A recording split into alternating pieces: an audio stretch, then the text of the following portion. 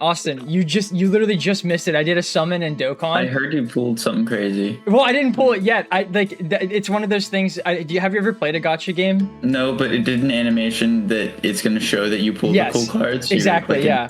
And it's a brand new one specifically for this banner that shows that, like, it shows that I got specifically the new card. No, I like the mug. Sorry. Thank you. I'm very excited about this. Unless I misunderstood. Nope, I got him. I'm not gonna tell. This is UI Goku. I'm not gonna tell Skylar about this. He's gonna find out about this whenever he does the clips. I started it right after I got the animation. For context, I got the Zeno animation with the UI Goku transformation on the pull down. Dokkan people, they're gonna get that. I spent a total of 450 stones on this banner, which, I mean, these banners, and I got both of the new cards. I'm so satisfied with the second part of the anniversary. This is exactly what I wanted it to be. I'm so happy. I hope Skylar feels the same way. I'm sure that there will be a second one. Yeah. I've technically been recording this entire time, Chandler. I'm guessing I'm guessing you want me to cut that out, right?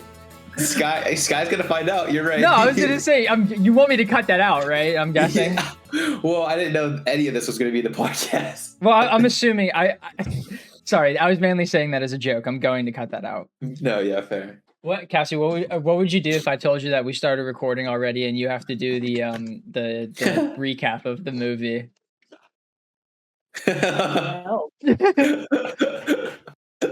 It's okay, Scout will do it. She's quitting. She did answer you. That was a good bit. I enjoyed that. It's actually Austin that's doing it this time. Ooh. Yeah. I know. Because I know, yeah. My brain still isn't working. It's been working overtime recently, and right now it's just on like recovery mode. I get it, man. We're just talking about dragons, I guess. And obviously Scout, our little co-host guest up there. She can help if you need it. If you need someone else sub in. No, I mean I feel like I got this one if I'm being honest. Yeah, but it's not still just a lot of talking. That's true. There's not a lot of substance to it. So yeah, hello everyone. Welcome back to Mediak. That was a weird opening. I'm blaming Dokkan for that. That was really hype. I really enjoyed it. No. As usual. I thought this. Happy birthday to you. Happy birthday, dear Zachy. Happy birthday to you. I thought this.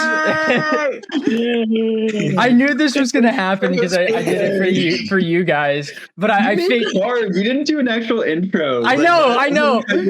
I told Chandler I was going to, because like I like knowing Skylar, I knew that he was going to organize it since I did it for everyone else.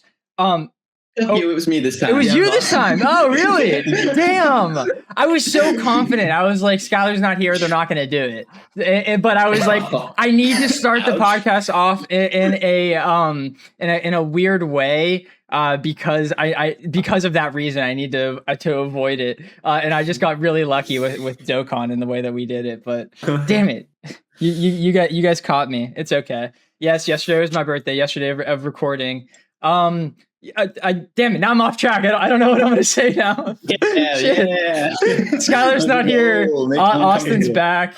He, as repentance for coming back, he's going to be doing the recap of How to Train Your Dragon 3: The Hidden World. As usual, we have Chandler, Cassie, Austin. I just said him, and then Zach right here. Austin, take it away, buddy. Okay. All right. Well, I missed the first two movies, but I've been watching the TikToks and everything. I didn't have time for the full podcast. So and you watched the movies. Yeah, of course I watched the movies because I thought I was going to do both of them. Well, I thought I was at least going to do the second one, but then I passed out and I was brain dead. But now I'm slightly less brain dead now, so I guess I can do the intro. Or not the intro, the summary. Clearly, I'm brain dead. Okay, so movie starts out. And they're saving dragons. They're like doing this wildlife conservation thing with dragons at Burke, at their home. And they're like, okay, yeah, we're going to take all of the dragons that we're saving and bring them back to our island for some reason, because we're not just going to free them. We're just going to like bring them back here. And surprise, surprise, it gets a little bit crowded. And they're like, wow, we're going to need to maybe like move because there's this assassin group that is apparently very organized and well put together, and we didn't know about until this movie. And they're like killing all the dragons and capturing all the dragons for some unknown reason, at least to me. But I don't know if someone else picked it up along the way. But so like, okay, we can't stay here. We're gonna have to like find somewhere else to stay with the dragons because they're gonna like get the dragons again. So Hiccup conveniently remembers that his dad was really obsessed with. I saw that head turn. No, sorry, I forgot I just realized I looked over here where my iPad usually is, and it's not there. And then I looked around, and it's not anywhere. And then I kind of like accepted defeat. I don't have any of my notes. Oh no! Oh no! I'm trying to remember. It's okay. I'll try to remember him. Yeah, back to that. They're like, okay, yeah. Stoic actually was obsessed with this hidden world of dragons that apparently is a thing and is very distinct from the nest of the dragons that he was searching for in the beginning of the movie. So Hiccup's like, okay, we're gonna just move and we're gonna all become just nomads searching for this hidden world of dragons that we're all going to live together in a utopia, because there's this assassin guy who's very different from Drago from the second movie because he's skinny and has a crossbow. And he's in the movie more. And he's in the movie more, and he has slightly of a backstory-ish.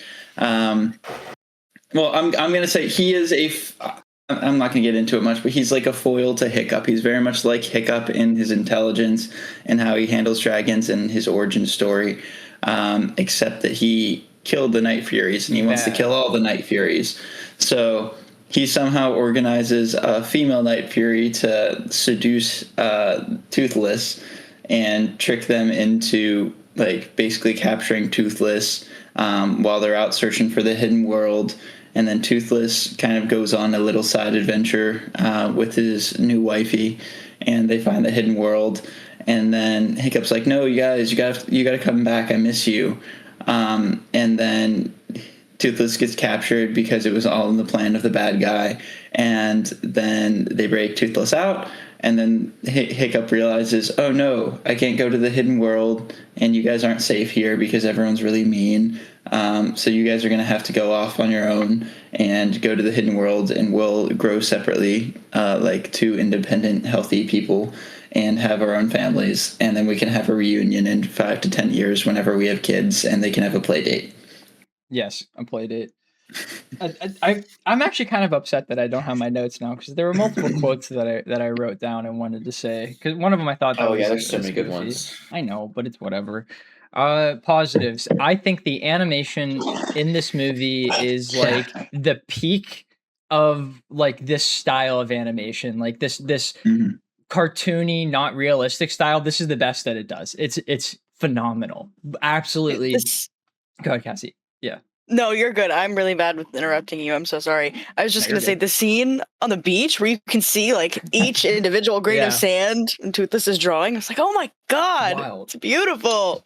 And from his facial hair was kind of like a focus in the last movie, but something I thought was kind of impressive was that even in the background, like you can see that they were able to render his like stubble slightly. And I'm just like, wow, that's just so impressive. It's crazy. It's incredible that like this level of CG looks better than a lot of stuff nowadays. It's not like a lot of movies, because I know DreamWorks is popping out movies like Puss in Boots, but they're completely different style types that they're going for. I feel like the standard like Pixar one that I feel like is across most of the new movies. This is definitely better than. Way better, way better, and like. It's not. I'm bringing up Puss in Boots: The Last Wish specifically because of like they are very different. I mentioned it last episode to these two, but they are going for like two very different types of things. One of them's more of like a like comic booky anime style, while How to Train Your Dragon is more of like a like realistic-esque style to it, where it's still like cartoony, but they're not like changing the background or making everything like what's the word I'm looking for? Where they have they randomly bold in the lines of everything, make it look like a comic book. There's Spider-Verse thing. They do that in Puss in Boots. Like, I just think, not that this looks better, but if we're comparing them for a realism kind of thing, like this just blows it out of the water. It's awesome. And it's crazy that this movie came out in 2018, 2019, something like that.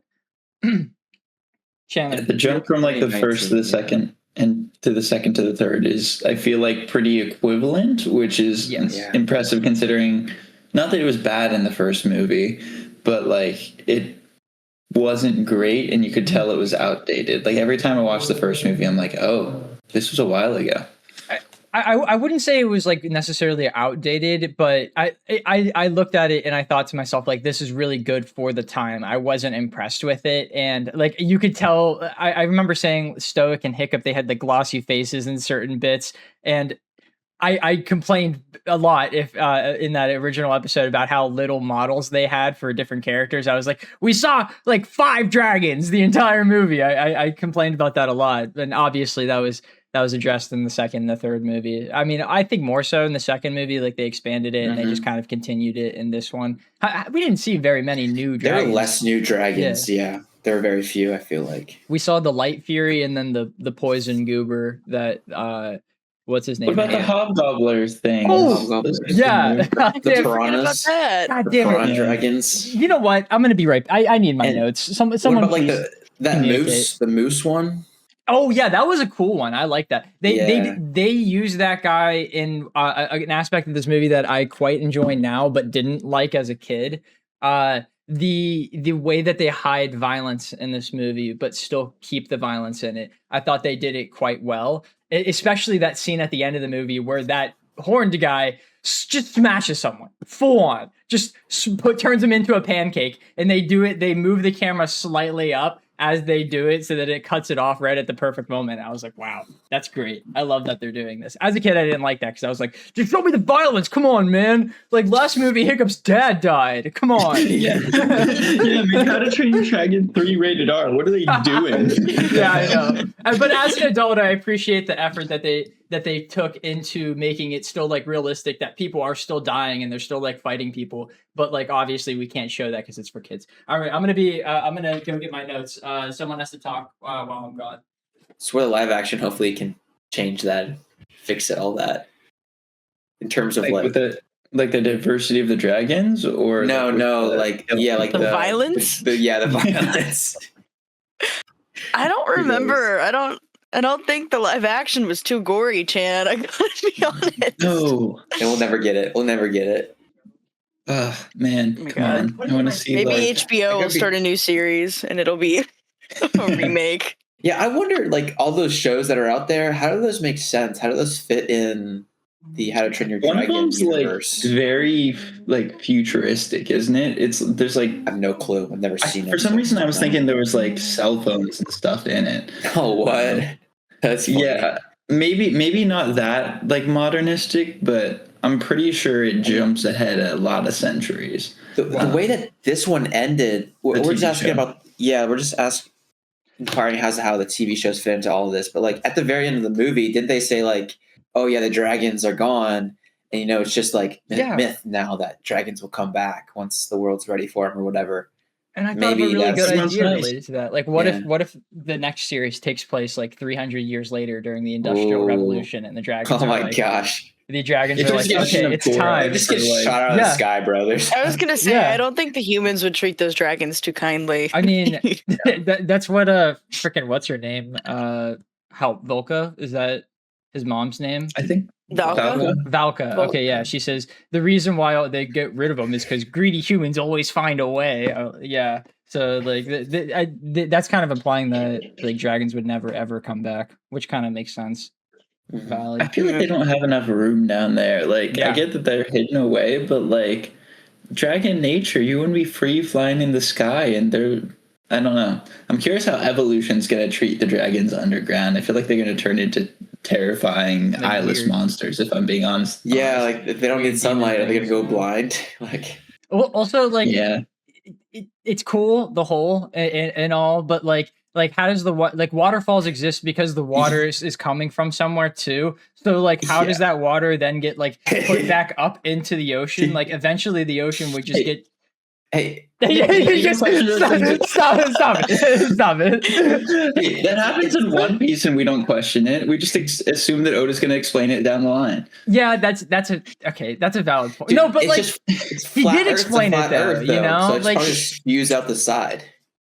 Yeah, no, they do canonically say that it's a round Earth here, but that whatever that twin's name is, he's wrong though because no one agrees with him. But anytime we see the hole, it's curved. Like it's not like we're seeing a flat edge. The only time we've ever seen it as a flat edge was whenever Hiccup was like sailing to it. But anytime we're above it, it's kind of like a, you know, like, it's a circle. Yeah, it's a circle. It's literally Enna's lobby from One Piece, essentially. I thought it was that mixed with Pandora. That's what I had in my notes. Oh, that's a great that's a great analogy. I quite like that. That sort of ideology is gonna get you tarred, that feathered back then. So you need to watch what you say. Hey, I'm not really. What's his name?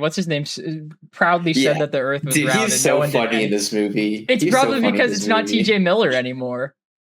Did you notice that? I didn't even think about that. His voice was different. Even notice. Yeah. So look up who he was. G had not a problem with it, but she kept repeating like, who is that? And I'm like, I don't know. They recasted TJ Miller in this movie because this was like the era in which Ryan Reynolds was like, I don't like TJ Miller. I personally don't like TJ Miller. Did he do some weird stuff with like I don't know. I'm pretty sure underage girls or something. I'm pretty sure that isn't necessarily true, but like again, I don't like TJ Miller, so like if it is.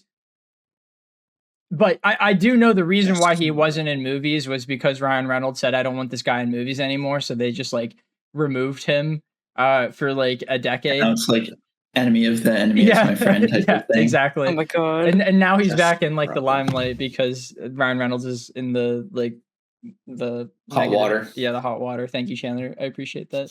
Where's it going? Oh yeah. So she kept like being interested in who it was. And we get to the credits and we like watch all the names pop up and we get to Rough Nut and it's like what's her name? Kristen Wiig? Kristen something, yeah. And then it just cuts off. They didn't credit the new guy at all. Well, like we can change that here. Justin Ruppel. Justin Ruppel. Let's go, my guy. He did such a great TJ Miller impersonation that I personally didn't really notice and almost forgot that fun fact. So good for him. I didn't notice at all. Yeah. I thought it was more TJ Miller than actual TJ Miller, to be honest with you. He was funnier. He got more lines. I mean, that was one of my notes. Was I thought he was great, but I think in general it was funnier too. I don't know. I felt like this was more like, what's the word I'm looking for? I thought this was more towards illumination of a movie type like writing than it normally is. Like because I thought the other ones were more grounded. Like I liked how serious they were for the most part. I felt like this movie was too jokey. Like, I enjoyed the Hobgobblers, but they reminded me a lot of the Minions. I enjoyed the little baby, but they also reminded me a lot of the Minions. And I just was like not interested in. We're supposed to be talking about positives. What the fuck am I doing? I thought the villain was like a little better, and there was a joke that I did actually quite enjoy that I snickered at every time, and it's the Eret making fun of. Stupid nose. Not loud. Yeah, stupid nose. Yeah. Yeah, I did enjoy that bit, especially the one where he was like, I think we should split up because it's smart. And then Eric goes, I think we should split up. I don't know, just because. And then the mom goes, I like your instincts. I thought that was great, actually. Yeah. Not gonna lie. It's like the one time Snarlout says something actually good or right. Yeah, and they didn't even try to come just because. I quite enjoyed that. I'm sorry for undermining you guys. Talk about other things that you found funny.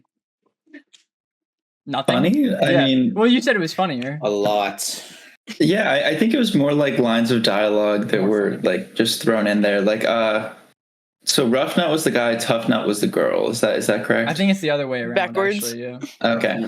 Rough Nut, like whenever she was captured, I thought that was very funny, and like especially the comment where she was like, I can't remember the chubby guys with the braided mustache, like him Fish and legs. Snotlout. Fish legs, thank you. I'm sorry, I'm bad with the names in general. But Fish legs and Snotlout, like she was like, yeah, they're basically my harem, and I was like, okay. I was like, that's awesome. Like, you're not wrong, actually. I did actually. I like the line that she had after making it back to New Burke. Whenever they were like, "Were you followed?" and she goes, "I never look back." I did laugh at that a lot. I was like, "That's pretty funny. That's so in line with your character." I quite enjoyed that, and I also like in general, I did enjoy the villain more in this movie than the last movie. I think it's just kind of because the bar is quite low. Because Drago Bloodfart is pretty stupid, dude. I think he made this villain worse. Like, if Drago didn't exist, I think I actually would like this villain because, like, he definitely is an improvement because he is a foil to Hiccup, and I thought that was cool.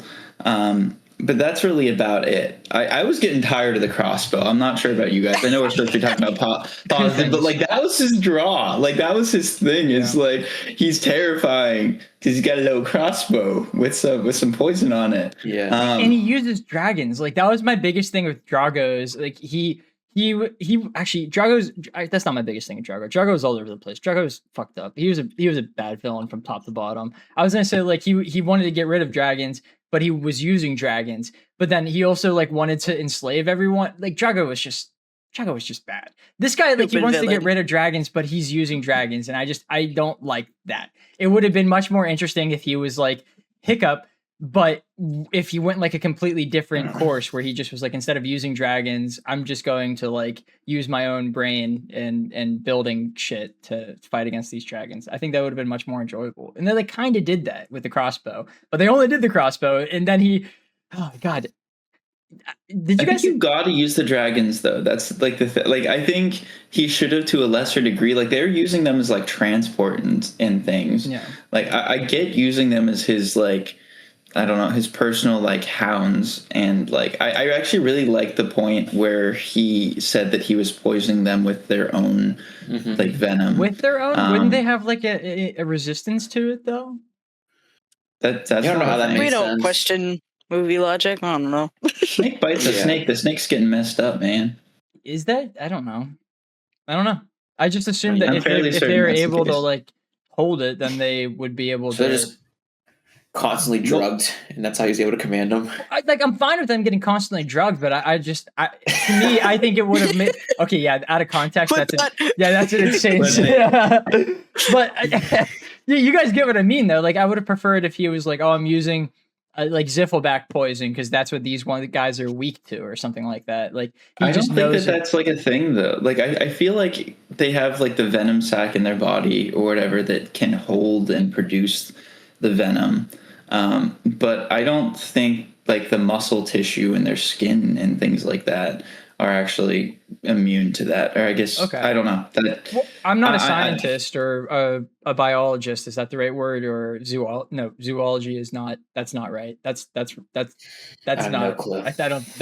That's not. That's some Pittsburgh we can make shit. our own facts here. Let's just decide on whatever's true, and then the audience will believe it. Spread the propaganda. Yeah, I don't know. I would have preferred if it was like a show of his intelligence. Like he was like, oh, I found these guys and I studied them and I found out that like this specific poison is good against them, and I'm using this to control them. And then he studied the Light Fury and he was like, I found this poison that would be able to control her or something like that. I don't know. I guess it's not that a bad point. I was going to ask you guys about that. It's one of my things here. I put in not quotes, parentheses, ask them, because I didn't know if I should remove a point or not. The Light Fury thing I want to discuss at some point, but that might be a negative. I don't really have many positives left. I have like one other thing, but I'm considering using that as my favorite scene because I don't really know if I have a favorite scene. Chandler? So you don't have many positives left? Yeah. You know, what? Yeah. What else do you have? I got a couple, but I just want to touch on like what was no, forgive me, I already forget his name. Like he's not. I don't like this villain. It's gonna be free. Grimmel, yeah. What was his? Is he like a freak? Like, or why did he kill the night like Toothless and the Light Fury, when he captured him, like his whole gist was he's gonna kill him. Why did he like? Why was he gonna? Was he gonna do something? Yeah, I don't he like loves the the end of hunt, this. I Or guess. something. He's got to But do the a hunt was ceremony over. or something. Yeah, I don't like the He is a conclusion freak. of this movie. Like, Yeah, it's a little mid. I like the actual like battle when they land on his area, but everything, like, if you think about it, is just not the best. And like, I wanted it to be a step Let's up from see. last movie, but I honestly kind of felt the exact same about it, which is really a shame because you're supposed to be super invested in the following scene after the end of the movie, but I kind of went into that scene like feeling pretty meh, you know? I do enjoy the final scene of the movie, though. We could talk about that later. I think it is a step up from last movie, at least in my opinion. Like I'll give you that. You guys were very positive on the last movie, and I think if I were here, I would have knocked it a little bit more. If I'm going to be honest, I think it's more fun. It's obviously not as good of a movie. The story, I don't think is any like the first one peaks in the story. It's start to finish just a phenomenal, nearly perfect movie with no villain, and it's just like a thing. And then they felt like they needed a villain in the second movie, and shoehorning that into the story of Hiccup becoming a chief and finding his mom just made it crumble in a way. But but Toothless Blue, you know, you blue now. Exactly. I don't know. I even seeing this movie in theaters, I didn't feel the same way about the other two as I did. Like I left the theater kind of being disappointed, and this time around, like I'm not disappointed, but I still don't like it as much as the other two of them. I genuinely don't have any more positives to talk about this movie except for one other thing, and then my favorite scene. Yeah, like I remember, I knew I didn't like this one as much as the other two, but I didn't realize how just like meh I felt about this movie. Yeah, I do want to say though, I do like this significantly better than I like Kung Fu Panda 3, because that was something that we mentioned a handful of times because we were like comparing like, oh, what's a better like movie trilogy. And before watching this trilogy for this podcast, I was confident in saying that this trilogy is the definitive better trilogy, animated trilogy. Now I think there's a debate because the first two Kung Fu Panda movies are perfect. The third one just sucks. But like these movies, I don't think there's a debate. I think Kung Fu Panda's on top, and it's not close. I disagree because How to Train Your Dragon 1, I think, is like in debate between Kung Fu Panda 1 and Kung Fu Panda 2. And How to Train Your Dragon 2 and 3 are like pretty similar quality, but Kung Fu Panda 3 is just so bad. It's a pretty bad falls movie. off. What was the premise of that movie? I haven't seen them in like 10 years. Uguay's like friend from like 1,000 years ago leaves the spirit realm to go fight against Po and like all the people that Uguay trained. But Po has to run away. Yeah, Po runs away and he gets lost in the panda village and he teaches all the pandas kung fu. And then the pandas beat the like thousands of year old kung fu masters after learning kung fu in like a day. Which it was fine when Po did it. That's the exception, okay? That's the exception. That's different. But all of them, the first one was that the one with like the evil tiger guy? Yeah, is the villain? Okay, yeah, okay. And that movie is about in a minute. Oh, dude, it's so good. It's a movie about so just believing in yourself and just like, oh, it's so good. And the second movie is about Peacock has firework cannon. It's peak. It's so good, dude. I think. Wait, what just happened? Oh yeah, sorry, Scout. I just dropped my work stuff. No, yo, baby, she got out of her bed. Sorry. Oh. I was gonna say like, what do we? I think the third film in this trilogy sucks or it falls off. It does fall off. I wouldn't. I didn't say. Sorry, I didn't specify which trilogy yet. Oh, I was gonna bring up Cars. Oh, I think 1 and 2 are amazing. I love the second film. I don't care what anyone says. Spy Cars are sick. The third film, though, I think falls off a little bit. But I think the opposite, man. I think I'm sorry. I think 2's the dip. I think 3 is actually pretty solid. I think all of them are like a 6.5.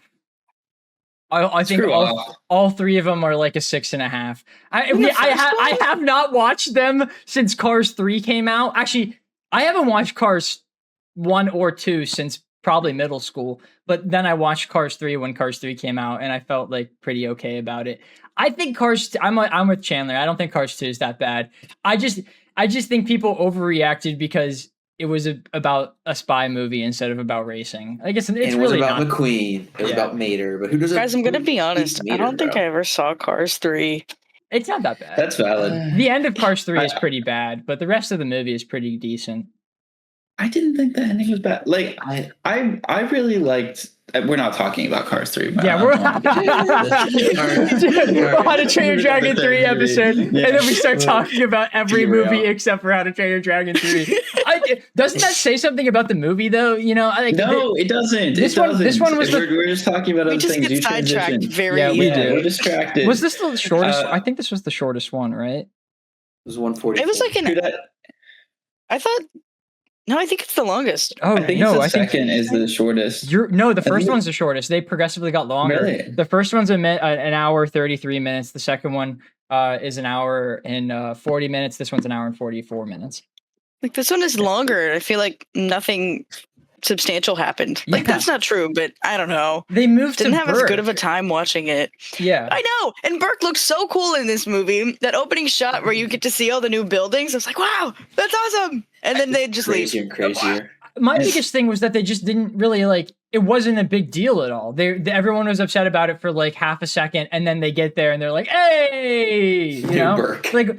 I mean, I get that with their dragons, they probably have never had a substantial home because of how often it gets destroyed and rebuilt. But I don't know. I felt like that should have been a larger part of the movie than them just being like, we got to move our entire history and culture.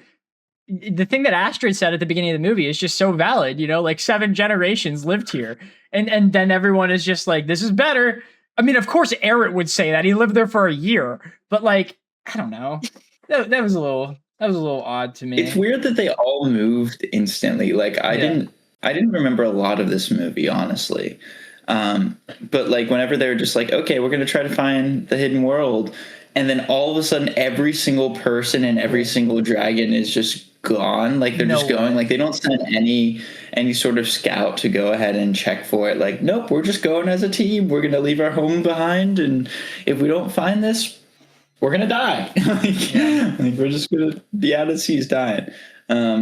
I think we should talk about more positives. I had a couple more positives. I thought this movie was. Yeah. I'm seeing that this is an uncommon opinion, but I thought it was better than the second one personally. I'd say it's a better movie, but I didn't have as much fun watching this one. I thought it was funnier. I thought it was funnier. There's a lot more humor, but I don't know if I liked it more. The highs of the second one were very, very high, but I feel like everything else in the second movie was just, I don't know. It felt like a direct-to-TV type of thing. I agree with literally everything revolving around Drago, but everything else about that movie is so solid except for the narration. The narration in the second movie is reprehensible. It's the worst use in it. Don't you dare! On you, bro. Don't you dare! I plan on it. I plan on addressing that later. We can talk about that.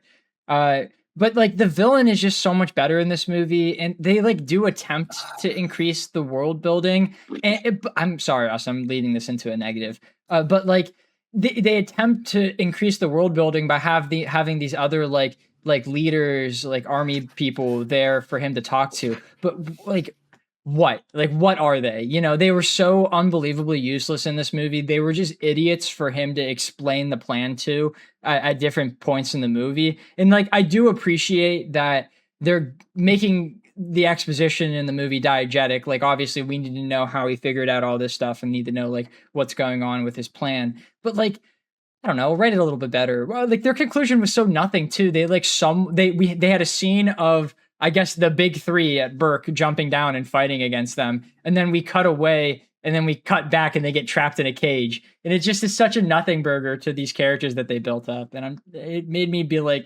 don't even remember them. Yeah, go ahead, Cass. So David Tennant voiced one of them, so it's okay. No way! What? Really? Yeah. Which one? Did he have lines? Really tall one.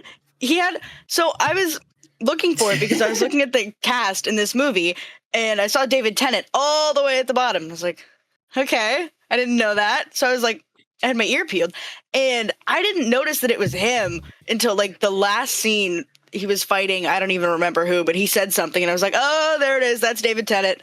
Yeah, it was the taller one. That's such a waste. Yeah, that is okay then. And he also voices Snout Loud, whatever, the short annoying one, his dad.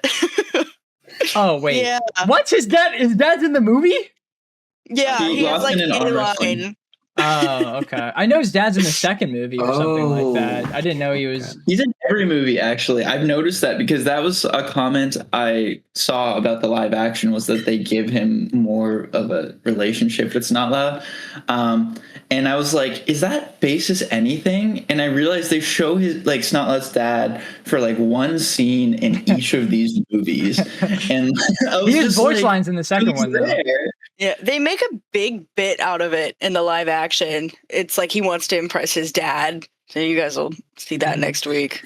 That's where the extra half hour comes from. I don't want to like make a prediction on this, but I'm going into that not exactly happy because I don't really like most of the side characters throughout this entire trilogy for the most part. That's something I've consistently agreed with Skylar about. And hey, guess what, Chandler? And Cassie too. I forgot you like this character. Fish Legs does not improve in this movie. I just don't care. Fish Legs was the only baby. He doesn't need to improve, bro. He's vulnerable. He's vulnerable. Exactly. Now they're gonna get married. Like he's the perfect man. He's the one that's gonna get bullied now. He is though. I'm like, yeah. Comment, and I guess this is a negative. They established that this was 1 year from the last movie to this movie, and freaking Fish Legs grew a beautiful mustache in that time from the peach fuzz. Like, what are we talking about? Like that's not realistic. Okay, can I bring up one positive that I really, really loved in this movie? Nope, no more positives. I'm sorry, I can't keep going. I'm kidding. Okay. The Alpha Dragon from the second movie. Yeah, I was so upset in the second movie that they were so mean to him. Like, he was an enslaved, like, beaten up by Drago, like, dude, and they were all just like, yeah, go back into the ocean, you crappy dragon. Like, they hated him. He was abused. And that was a huge negative I had in the second movie. And they showed him in the hidden world, and he was, like, vibing with the other dragons. And I was like, yay. He's happy now. Yeah, good for him. Yeah, I'm like, that made me so happy. And I think that showed that they were kind of trying to tie up loose ends a little bit in this one. No, totally. I felt like that's what this movie was entirely about. They made it because to me, it felt like someone was like, we need to make How to Train Your Dragon a larger franchise. And Chris Sanders was like, I'm actually just going to end the franchise. Actually, I'm just going to the next movie I'm going to make. I'm just going to make it the final one, no matter how hard I have to force that into it, you know? Yeah. I didn't mean to change your negative, but they did. I mean, change your positive into a negative, but yes, they did close off a lot of things like that. I thought that was a good thing. That part did make me smile.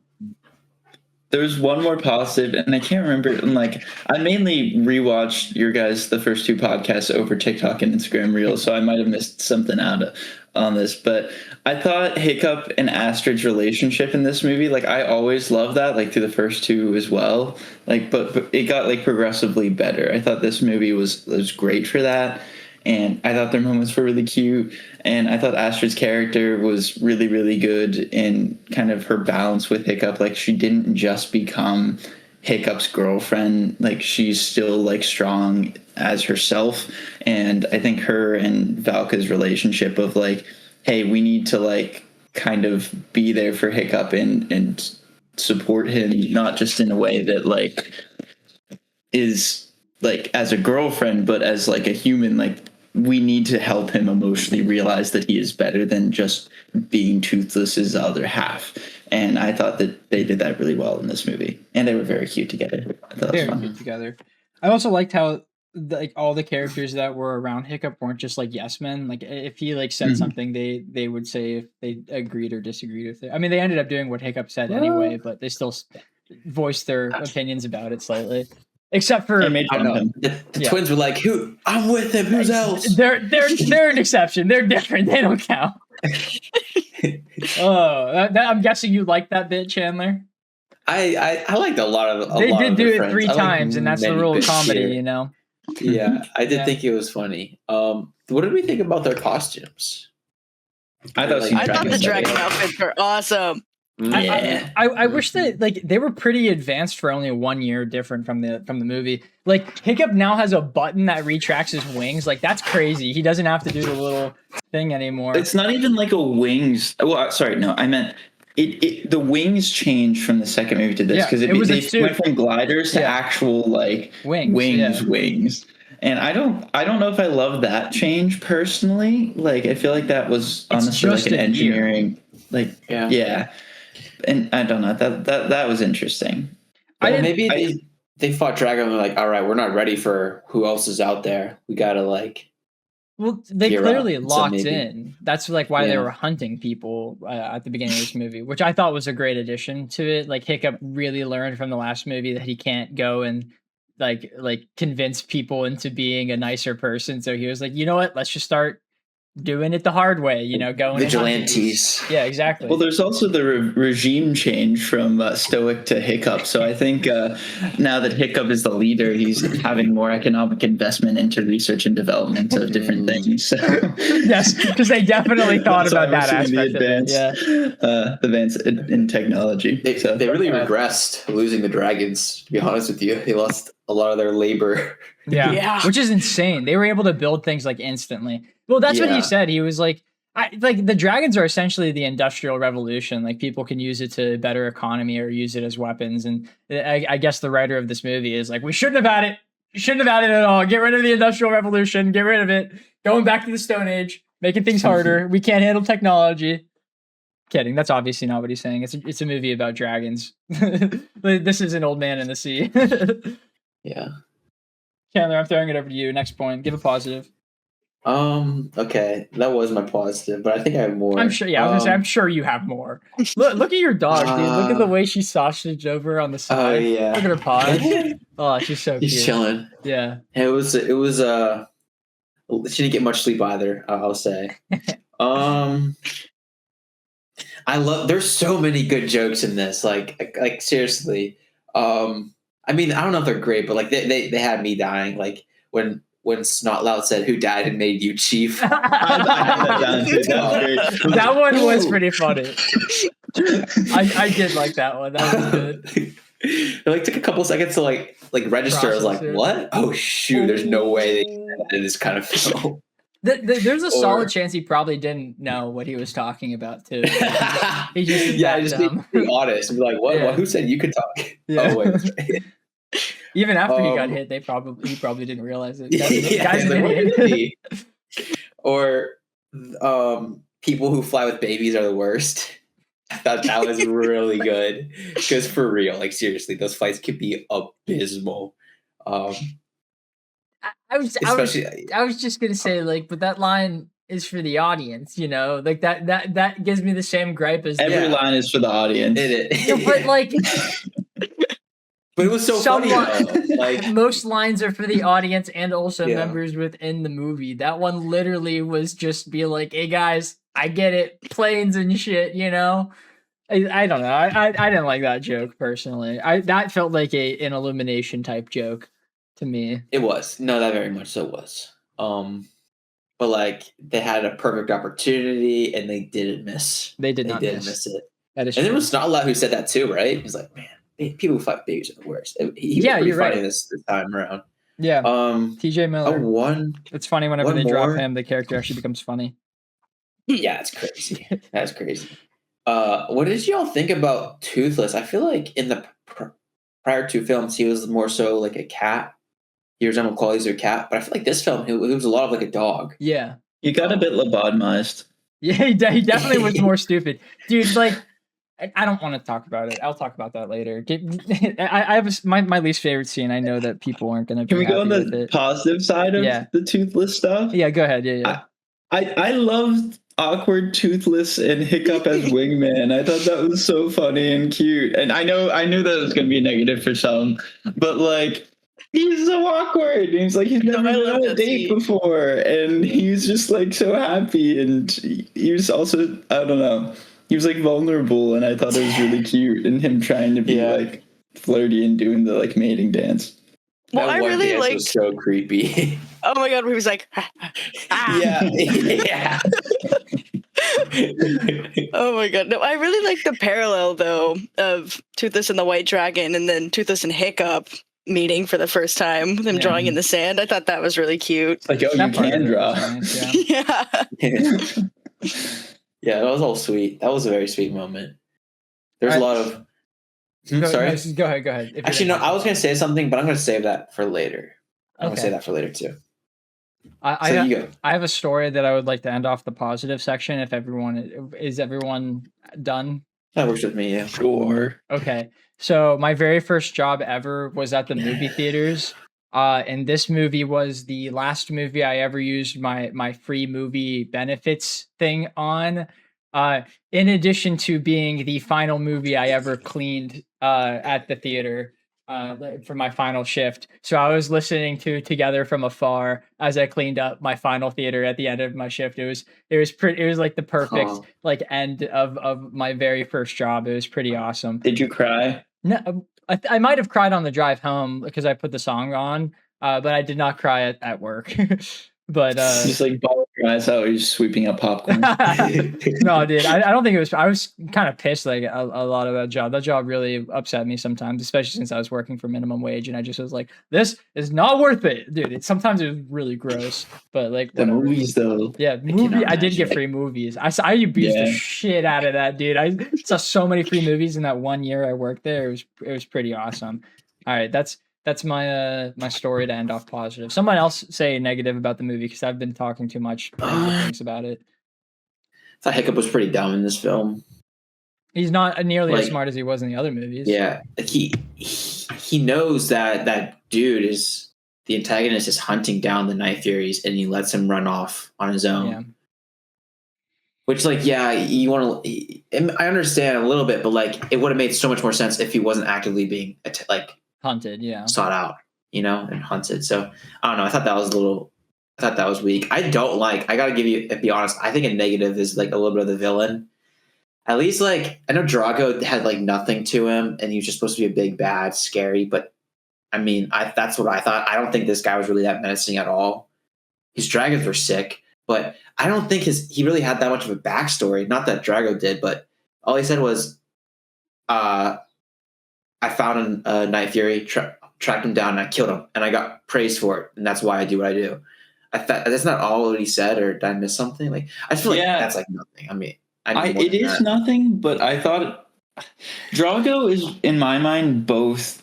It makes Grimmel better and worse because on one side, he is so nothing that Grimmel seems like he's more in comparison, but also they're the same. So he also takes away from Grimmel's like kind of shtick type of thing. But I didn't mind the lack of backstory because of that line. Like it made at least me feel like he really was like a foil to Hiccup. Like he had the exact same origin story where he had an interaction with the Night Fury, and because of that interaction, his whole village kind of praised him and put him up on a pedestal, except that he chose the negative path when Hiccup chose to like save the dragon and become friends with him. But once again, the bar is so low that having any sort of foil for a villain is like, oh my god, yay! There's a villain with some sort of backstory. They should have removed like the cliche like I want to kill dragons aspect of his character, and maybe the aspect of to loop it into the hidden world a bit. Maybe he's the one that is like, we need to get rid of the dragons. Like Hiccup believes that they can coexist, while this guy believes that they need to separate them from everyone, and like that's how it happens at the end of the movie. Like Hiccup and the Burkians realize that the villain's actually right, and they need to send the dragons away or something like that. I would prefer that much better, but. This villain kind of like I said earlier. I said he was a better villain, and I stand by that. But like, I'm not saying he's a good villain. I'm not going to put Grimmel the help. It's Darth Vader, Voldemort, and Grimmel. Grimmel, the Darth Vader, Voldemort. I'm not going to put him at the top of any villain list.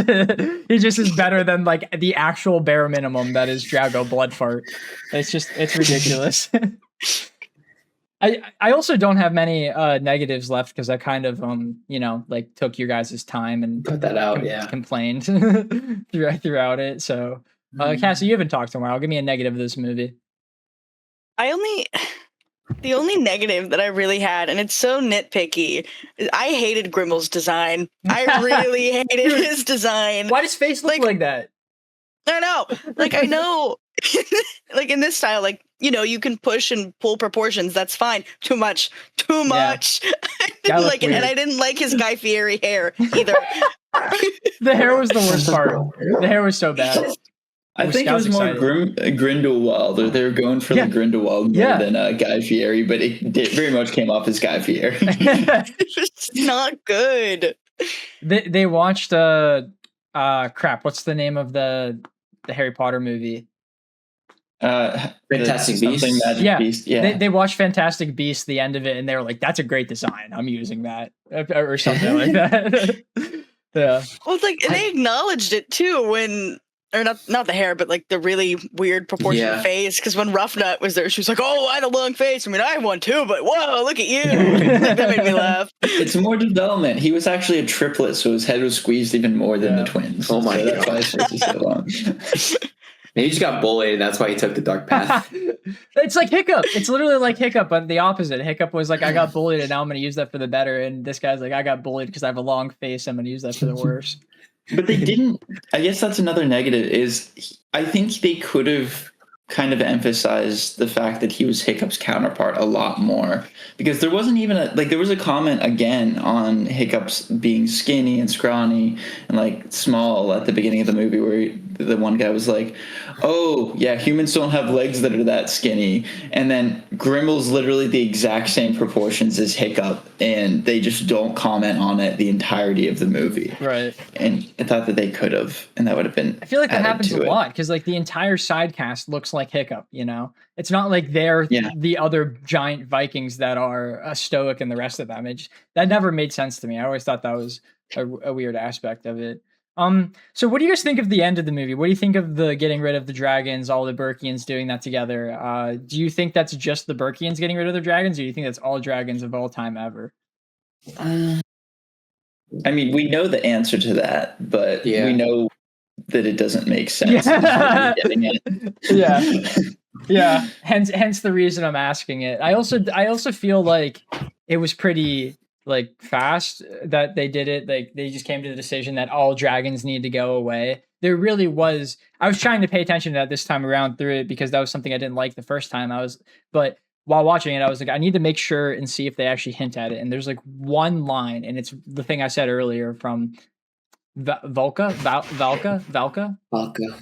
where she said greedy humans always find a way. And that's the only thing that hinted at them getting rid of all their dragons. But I just don't like that because Volka lived the last 20 years with the dragons and they're best friends. They love each other. I just don't think it makes that much sense. There was no build up to it. Opinions from I think anyone? There was build up to it. I think I do disagree with that because it was build up just in the opposite way. They didn't build directly to that, but Hiccup saying that they the Burkians and the dragons needed to all hide away. In a way, that's build up to it. We knew that there was going to be the dragons removed from everything else. We just thought it was going to be with the characters that we loved. And I think a lot of this movie was kind of Hiccup growing and developing and realizing that he couldn't be with them in the excluded area that he was trying to get them to. That was I guess some sort of codependency on his part needing to be with them. And I thought that this was just kind of a tweak to their original plan. I don't know. I still don't like it. I still feel like it's really fast and it was fast, but I don't know. I wasn't the biggest fan of it. I do agree with you because they do show that he's being a bit of a smother with Toothless. He's like, "Oh, I'll be back by midnight or whatever," and then he freaks out whenever he's gone too long. But it also makes sense because they're in the middle of a battle and they shouldn't have sent him away to begin with. I don't know. I wasn't the biggest fan of the way that they handled that aspect of it. I felt like they were trying to they didn't resolve that aspect of the story, and now that the end battle's done, they have to end that now. Because I always felt like it was just Toothless that was going to go away, you know, like because it showed that like he needed to go lead the dragons or something like that. And then I just am trying to pull from my memory of watching it in theaters. Whenever Astrid like took off her saddle, I was like, whoa, what's going on here? I thought the deal was just the toothless guy. Why is everyone doing this? And then they no more dragons, and now Toothless has a beard. I mean, not Toothless, Hiccup. That was my thought process as a kid, and I just wasn't a fan of it. Opinions from anyone else? They get to Newburgh after losing all their dragons. They had boats, maybe.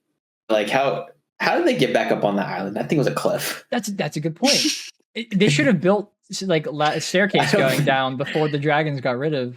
They left. They did not think that very very much. No. Maybe they have ropes. They could pull them up. They're strong. They're strong people. It's also just like a really bad idea for having like a dock. Like you, it's a giant cliff. You know, how do you like build a dock that's going to be consistent there? Because the waves are just going to be too. Like there's. I mean, they did beforehand with Burke. It's different.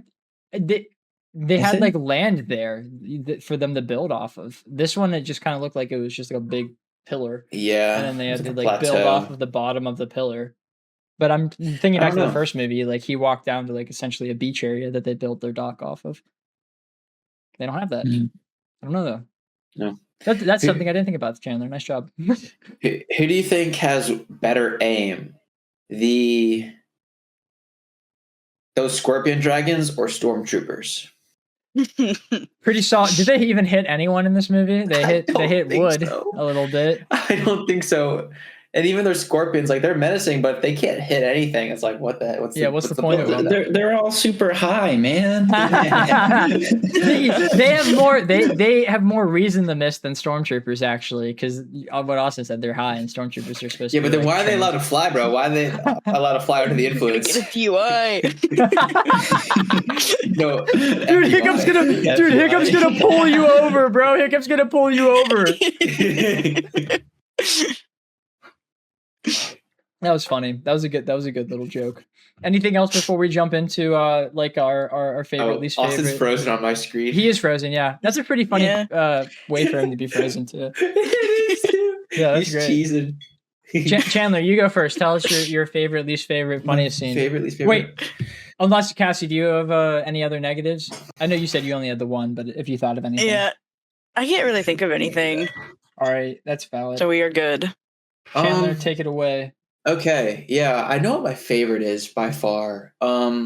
Least favorite probably have to be when Hiccup just let Toothless off on his own. Like that just really just went against his character, I thought. Because he's supposed to be the brains of the whole movie. Well, I think Asher's really smart too.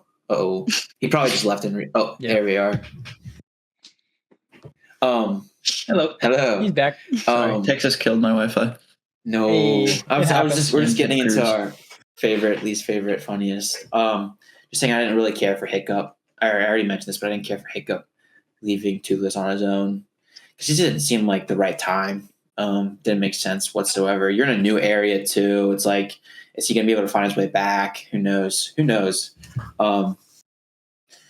Funniest, there's so much funny stuff in this, and maybe arguably one of the least funniest scenes had me dying, and it was whenever those hobgoblin, whatever, piranhas started just chewing up the wood deck. I just thought that was so funny out of nowhere because I was not expecting them to be piranhas. Totally forgot about that moment. And I don't know why, but I was laughing. I was dying.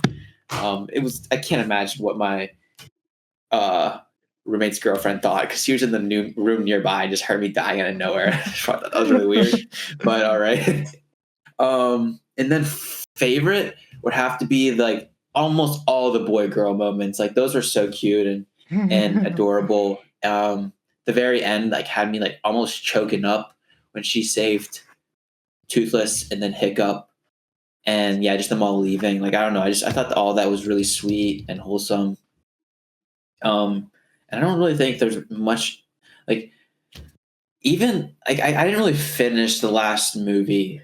But I thought you were going to say this movie, dude. I thought you were going to wait to the very end of the review and be like, I didn't actually finish this one. ChatGPT helped me out on this movie again, by the way. Crazy. No, but like I feel like Stoic, I would have choked up on that one, but I didn't. And I think this was the only movie I maybe did. I don't know why. Maybe it's because I realized this is the end. There's no more How to Train Your Dragon, except for the live action, of course. But like, there's no sequel. There's no after. And it's just a bittersweet. And I forgot about something, but you know what? That's probably someone else's favorite, so I'm not going to say it. But yeah, no, I loved all the wholesome boy girl moments. I thought they were cute. This movie was adorable. So yeah. All right. Did you hit all of them? Popcorn, someone. Yeah, Popcorn Austin. Okay. Let's see. Actually, for one thing, this might be more of a discussion point, but since I died and lagged out, I didn't get to say it. With the Light Fury, how did that work? Like Grimble using her as bait, because I'm not understanding something. Because he knew and it might just be a how plot to hole. track her, and that it would be easier to track Toothless because of his distraction for her. Man, Zach playing devil's advocate here. I'm not used to this. I'm not agreeing with it. I'm saying that's what the movie said. And that is the only explanation that I came up with as well. And my counterpoint to that, he knows about the hidden world then, or he should. Yeah. And that's kind of a big deal. Yeah, you're right, because they could have just hid there forever. Like if Hiccup didn't go there, they would have just stayed there, you know? Yeah, I think Grimlock knowing about that and also somehow manipulating and using the Light Fury. Like I was expecting... Like I said, I totally forgot a lot of this movie. I only saw it the one time. And I was expecting kind of a double agent moment for the Light Fury to come at some point, and it never really did. Mm-hmm. Like, it never really came together. Toothless was never betrayed. And it was just, yeah, she's vibing. Like, she was kind of, I don't know. She do be vibing. A little bit stoic. To the people, and then just came around and she served her purpose to Grimble, and that was about it. Is that whatever. Scene? I think the facts. I think that whole thing. Like I'm not I hate plot holes. It takes me out of movies, and the whole time during the movie, I was waiting for something to happen with the Light Fury to show why I think they depicted her as untrustworthy and made it seem like Grimble was controlling her, but he wasn't, and she wasn't untrustworthy, and it just never really made sense to me. So yeah, I'm going to use that as my least favorite. Favorite, I really liked the ending. I'm like, I think on a second watch, I was prepared for the dragons to leave. I thought it was something that kind of made sense to happen with the whole development of Hiccup and them trying to find a place for them. But specifically how they paralleled Hiccup's first meeting with Toothless, whenever they had kind of him touching Hiccup's or Toothless's head. And then this time, instead of Toothless coming to him, Toothless was like leaving his hand. And I was just like, that's so sad. Wait. And I really like... That's not the end that I was thinking. You mean like them leaving end? Them leaving, yeah. Oh, okay. Mm-hmm. Yeah, I mean, I'm counting that as the end, and the meeting of them is really kind of almost a post-credit scene in my mind. Yeah. But with that, I like I said, I think the end plus the post-credit scene is really my favorite, like them paralleling Hiccup's meeting, and then also when Toothless came back and met Hiccup again, and he was like, this guy has a beard. My buddy didn't have a beard. But then him recognizing him, and it was so cute, and he got to meet with the kids, and it was sweet. So yeah, I think that was my favorite. Funniest, I'm with Chan, where it's like there's a lot of really funny lines, and I have a hard time. Like, I don't think one really stands above the rest. It's like kind of a higher average funniness. Actually, no, I looked down at my notes, and I'm going to stick with this one being the funniest. The Odin be spanked line I thought was hilarious. She also wrote that down, said that. She was like, Odin be spanked. That's ridiculous. Like, Odin be spanked. I'm like, I don't know how I will use that in day-to-day like dialogue, but I'm going to at some point, because that is amazing. Like imagine someone saying that with like a comparison of a real like deity that people worship nowadays. So they're just like, oh yeah, Jesus be spanked, goddamn.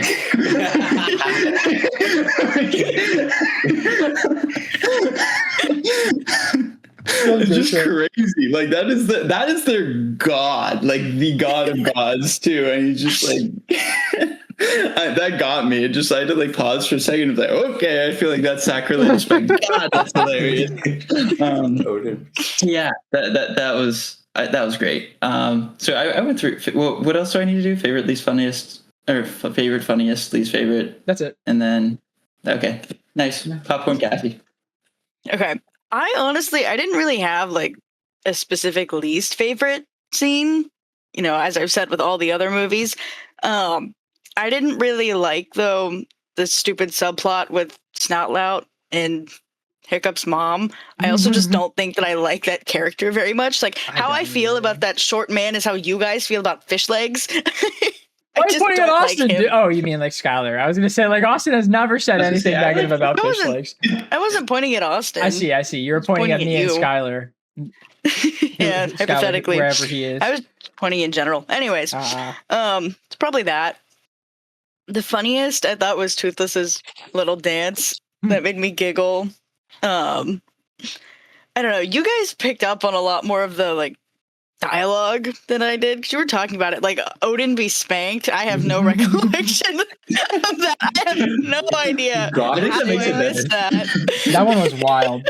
Who would have said that? Gobber? No, it was Gobber. Was it Gobber? Yeah. It was Gobber. Wait, Gobber's the dude without the arm and the leg, right? Yeah. Okay. Yeah. Yeah. I can just hear him saying it, like, in his accent. Yeah, that makes sense. So no idea how I missed that. And then my favorite scene, this is probably going to be a niche pick, but it was Toothless playing fetch with Hiccup's foot. I really liked that scene.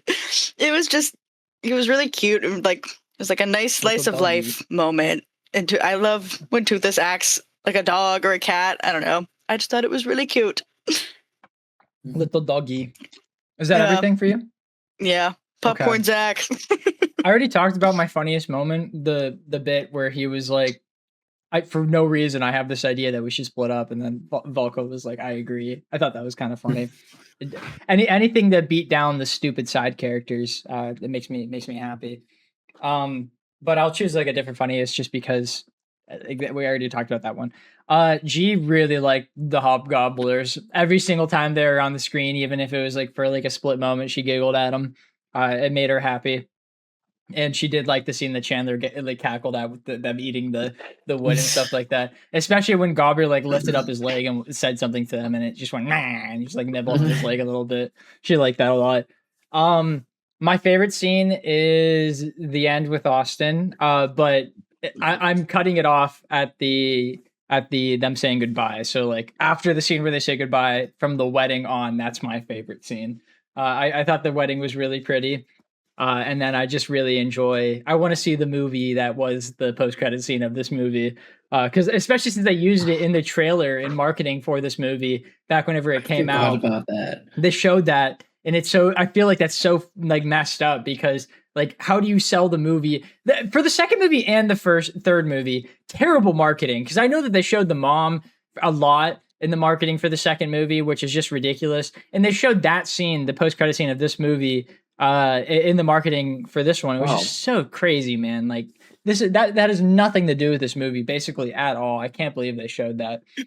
Really upset me because I was expecting that. That was another thing I was upset about, but I can't get upset about the movie about that. That's the marketing team. Stupid stuff. I'm complaining during my favorite scene. Yeah, that's my favorite scene in the movie, everyone. My least favorite scene is the scene that you guys talked about a bit, where Hiccup was giving like wingman tips to Toothless and Toothless was doing weird dances. I thought that was insanely cringe, and I was like, this is a very low bar for this type of movie. I didn't like it. It felt very side character-y for Hiccup and Toothless. I just didn't think that movie 1 or movie 2 Hiccup would do, like Hiccup and Toothless would do that, but I don't know. I didn't like it. Did I say that's everything for me? So we jump into, are we going to do reverse order, or are we going to do a different order for doing the rest of it, like actual summary and stuff? Reverse order, maybe. Okay, I'll just start off. Run it back. So like, overall, I did like this movie. I didn't like it more than the first or the second movie, but like it has more positives. Like I do find enjoyment when watching it. It's big dragons, and they do. Toothless does get the lightning invisible ability that he doesn't really use all that much except for that one scene, and like it is cool and I enjoy that. But like I just felt like I was watching more of an Illumination movie rather than watching like a well written like piece, and I couldn't like shake that feeling the entire way through. Even though there are parts of it that I do really enjoy. Like especially between like Hiccup, Toothless, and Astrid. Maybe not as much as in the other movies. Well, Toothless and Astrid. I mean, well, Toothless and Astrid. Yeah, their bond was crazy in this movie. No, but Hiccup and Astrid might be better in this movie. But I don't think Toothless and Hiccup were better in this movie. And the villain is like whatever. I just truly couldn't care about either of the villains in this franchise. I think this entire franchise would have been better if they just didn't have villains and they just dealt with what the world was like with dragons. Like they maybe could have like an entire village of a villain like in the first movie. Like Stoic I would say is the antagonist because they have to convince the entire village that dragons are good. Like I would have liked something like that instead of them being like, we have some dude that can control dragons and he's evil, and they did that twice. I just think it made this movie, worse off for it. I wasn't the biggest fan of it. There really isn't that much to say. Like it overall, like it isn't the worst thing ever, but I will watch it again, maybe eventually. Like I'm totally showing my kids this franchise easily. It's not even close. But like I don't know, I'm not like dying to watch this one again. It's a pretty solid conclusion to the franchise, but I think I'm going to give it like a 7, I think, out of 10. I wanted to give it like a 6.5, but I just like proudly said with my chest that Cars 2 was a 6.5 earlier on in the podcast, and I can't do that. I can't put those two on the same level, even though I haven't seen Cars 2 in many years. But yeah, I'll give this one a 7, I think, and that's where I'm ending it. Cassie. Yeah. So you guys know that I loved the first 2 movies in this series. I didn't like this one as much. Like it's still a good movie, don't get me wrong, but like there's just something about it. Like it doesn't capture the same magic that the first 2 do. Like, you know, the first one, you get to meet all the characters, follow their journey, and then the second one expands on that. I feel like this movie didn't really like expand on the story in the same way. Like it just kind of felt not like a nothing burger. Like things did happen, but it just didn't feel as like impactful to me. Right. The animation in this movie, beautiful. Like I can't say anything bad about that. This movie looks gorgeous. And definitely like what you guys were saying, like for this like genre of animation, this is definitely like way up there. And like I don't know, the villain in this movie definitely better than Drago Bloodfart, but it's just still not all the way there. Like Zach was saying, like I think this movie would have been better off if they didn't do the big bad in the way that they did. And I don't know, like my favorite parts about the last 2 movies were like these big emotional moments, and I feel like this movie didn't have as many, or they didn't hit as hard. Like the dragons leaving was a really good moment, and it was definitely touching, but I don't know, like it didn't hit the same. Because like the other 2 movies, I was talking about this, I cried. This movie didn't make me cry, and I feel like that says something. But yeah, I don't know, overall it's definitely still a really good movie. But it's just not as magical as the original or as the first 2 for me. But I don't know. I agree with Zach on this one, actually. Give it a 7 out of 10. Who went Austin, right? Okay, cool. Yep. Okay. I was going into this. I don't think I differ drastically in your guys' opinions, but I do think this is better than the second one, in my opinion. I know I wasn't here for the last 2 podcasts, but wait, I probably would have. Oh, okay. Go ahead. Sorry, that's what you're doing. Yeah, okay. Give I guess, numbers. Yeah, I think this is probably a good point to show like everything. So the first one, I genuinely feel like is almost perfect. I don't think there's many criticisms I would have been there and kind of brought up. I think it has the same problem as every movie in this franchise where the end feels a bit rushed. But also the strong points are really the character moments and the character development of Hiccup. And I think through each movie, specifically, honestly, the first and the third movies, he really has a strong character arc. Because in the first one, he's really finding himself and kind of seeing that him being different can be utilized in a good way now that he is toothless, and he can he's not the weird outsider. He can use that difference that he has from everyone to influence everyone else to be better. And this is kind of the counterpart of that, where he is different and he's kind of shown everyone else the reasons why that they need to grow, and they have grown. And now he feels like he doesn't really have a purpose besides that. And he needed to learn in this movie that he's not just the dragons. He's not just that big impact that made everyone love him in the first movie. He is a smart, capable leader who has a lot of people around him to support him. And that he can be without Toothless and still be respectable and still be an individual. And I feel like the second movie, once you take away the villain, which I kind of do for the second and third movies, he doesn't have as much of an arc, honestly. I thought the second movie, the highs were probably the highest of the franchise. I love the moments between Valka and Stoic. Like, they were just so happy, and it was so cute. And Stoic's dying was so sad, especially after his development in the first movie. And oh my gosh, I can't believe we didn't talk about this. Baby Hiccup is adorable. Like, he's adorable in this movie, and I love the moments between him and Stoic. And although I feel like continuity-wise, Stoic was honestly too good of a dad in those scenes, comparatively to how he was in the first movie. But I can kind of get past that by saying, like, Sky would agree with that. Yeah, I was gonna say we've argued about that. I think he's a pretty decent dad. Skylar said he's a terrible dad. We argued about that many times. I think there is. And I think it is fairly realistic how you can go from being a really good parent to your child whenever they're young and cute, and you can be protective over them, to where you have the shift of viewpoint and responsibility when you're starting to become an adult, where expectations are put upon you. And I think that kind of happened with Stoic, to where Hiccup was this cute little bitty baby who he loved and took care of, and then all of a sudden he started becoming a man, and he wasn't really becoming a man, not in the way that he saw in his criteria that he judged him by. So I think that probably changed. I interpreted it as like he just couldn't relate to him. Like I think the flashbacks, the continuity is more of in the aspect of the hidden world that I didn't enjoy, and I thought that was like, oh, that didn't make much sense in that flashback. But like, I think it makes sense that he would be so loving and kind to Hiccup as a child, because he's like this mold that he thinks is going to eventually turn into a copy of him. And then as he gets older and Hiccup like comes into himself and realizes what he likes and dislikes, they just don't have this relate moment. They can't connect anymore because he's not just absorbing. It's true, but I feel like it's not just a not relating thing, because he does kind of demean Hiccup for his differences. It's not just a, hey, we don't know how to talk about things and we're awkward, like that one scene that they had in the first movie.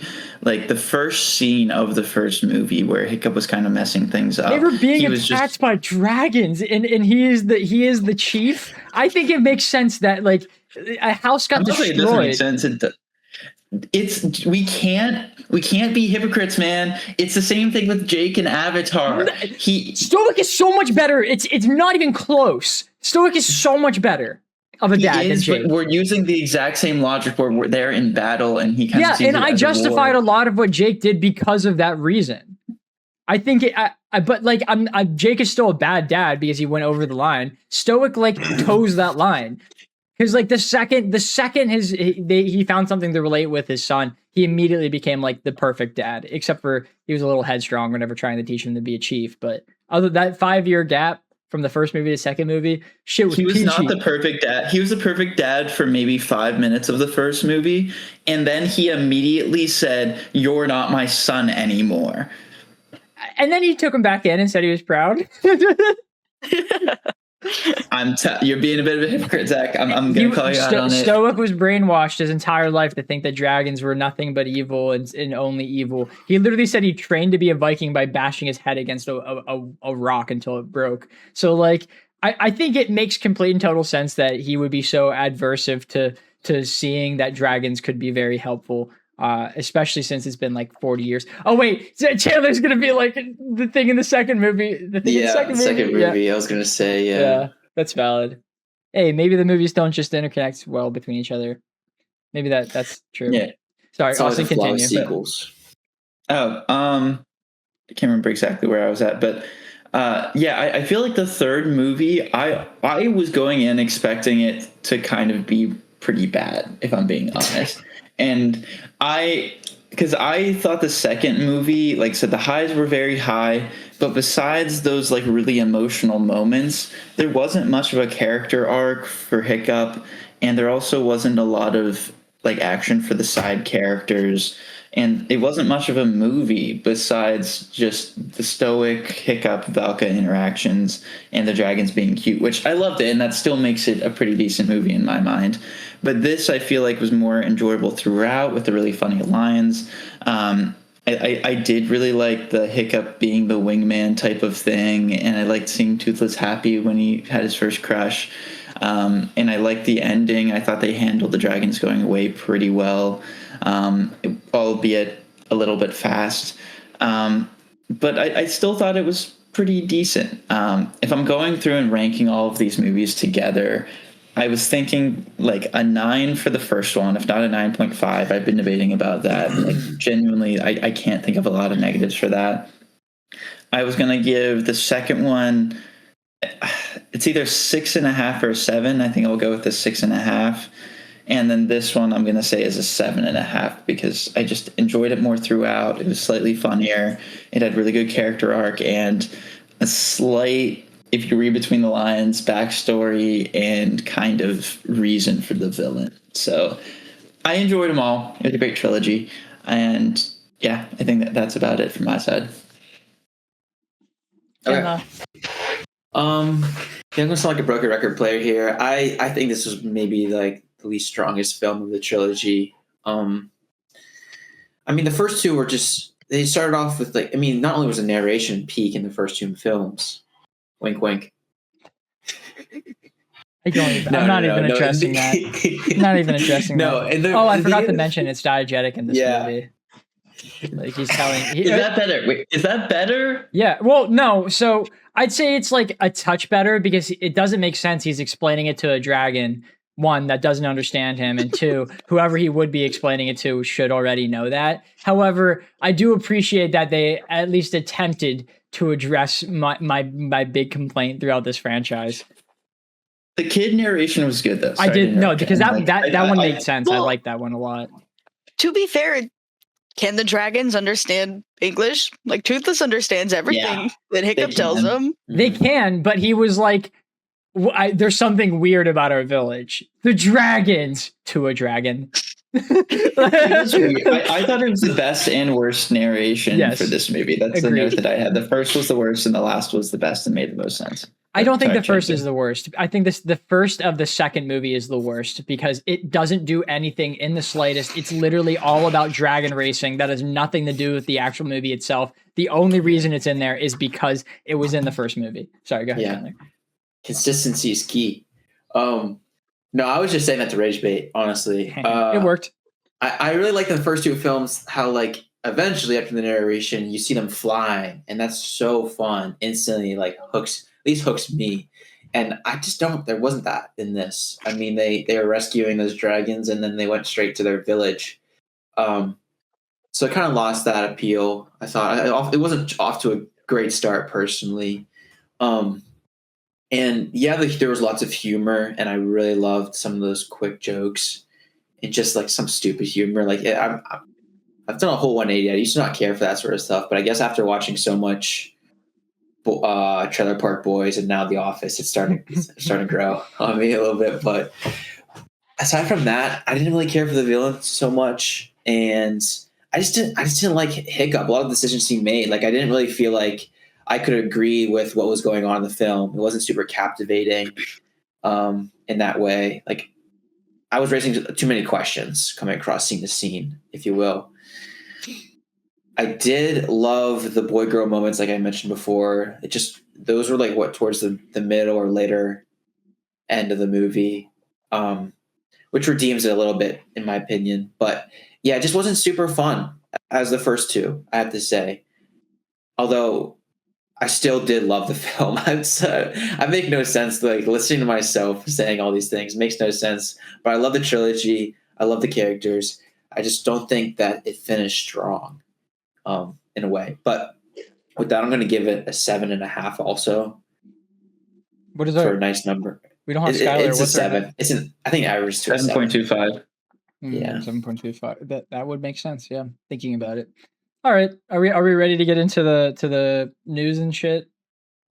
Yes, I'm so excited for what you have to say. I know we have some cool stuff. You know what? I'm just gonna rip the Band-Aid off and tell Chandler right away. You know that there's a new God of War game that's out right now, right? The hell? You don't? That's what I was saying. Like I'm so shocked that you managed to make it to today for me to tell that to you. Yeah, he's literally looking. It's called God of War: Sons of Sparta. It's a 2D Metroidvania style game that dropped the same time as the the State of Play. Okay, this was on the thumbnail, but I didn't think much of it. Right. In addition to a bunch of other stuff getting revealed, the one that's interesting to me is a remake of the God of War trilogy. I hope they'd make it 1-to-1 because there's some weird stuff in that. Weird in a good way. But like I could just like refurbished or whatever. I just think that I could totally see them censoring a lot of the original game because it's a little weird. It's very gory, for sure.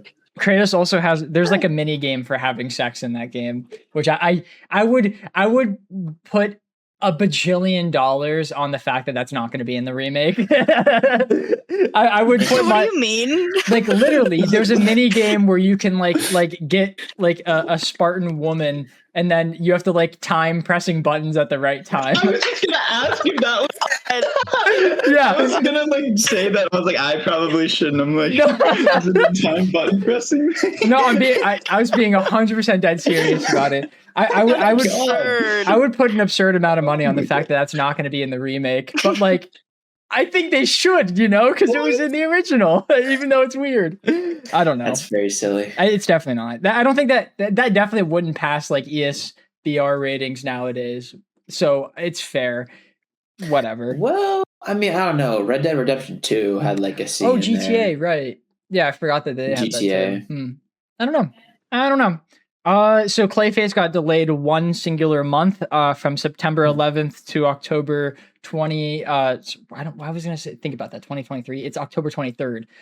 So I honestly don't think this is a bad thing. 1 month is not that big of a deal. I'm pretty sure that they just did it so that it would line up with Halloween a little bit better, because it's like a bit of a thriller, scary movie. Yeah. I think this might just be a strategic move, personally. And 9/11. Oh. You might get away from that. Give time for people to remember. I wanted to let that simmer a little bit before the silence right after you said that, bro. Dude, it took me aback. I had to process that. I didn't know what to say. I was like, holy shit. Wasn't expecting that. Oh, wow. Goddamn. So Apple TV picked up the rights to Brandon Sanderson's Cosmere universe. He is a popular author who has written the series called Mistborn, and they're starting their film adaptations of that series. I don't know much about it. I just know they're really good, and I've always wanted to get into it.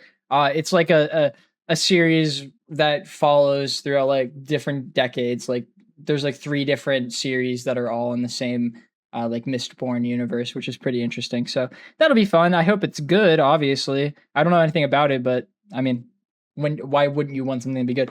We got a release date. Okay, sorry, I thought I forgot to screenshot the actual date, and I thought I just got the announcement that we got the date announced of the Mummy movie with Brendan Fraser and Rachel Weisz. That's releasing May 19th of 2028. It's crazy that we're already like reaching that like close to the 30s. Like, wild, you know? Old. Yeah, I know we're old. We're old as hell. It's crazy. Um, Okay, those are. I want to put those in a different order.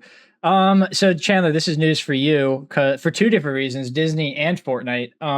So we got a interview with the new CEO of Disney, and everyone knows that Disney has like, what is it, like 30 or 40% stock in Fortnite or something like that. I guess so. Yeah, they have the majority stock of anyone who has stock in Fortnite, so they're able to like do whatever they want with it. And this is what the article's title said, and I'm going to read the quote. Disney's new CEO teases future Fortnite collaborations that could include movie premieres. And here's the quote. It's not just going to be one character. It could be a new film premiering there. It could be the place that you decide to book your next cruise vacation. You could participate in the Super Bowl there in some way. Whoa. Whoa.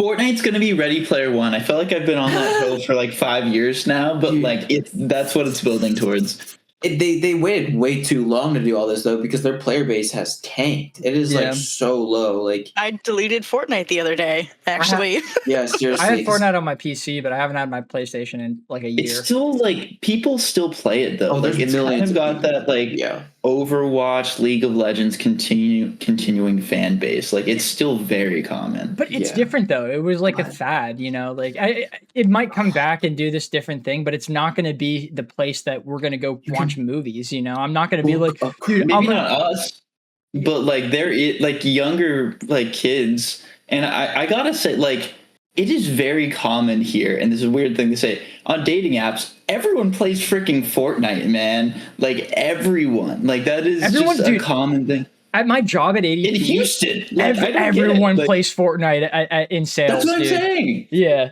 Like, if you play video games and you aren't, like, super into video games, you play Fortnite. Yeah. If I wanted to relate to someone at one of my sales jobs and, like, they were just like talking about football or something that I didn't relate to, I just brought up Fortnite. Every single person played Fortnite for some reason. They had that shit on lock.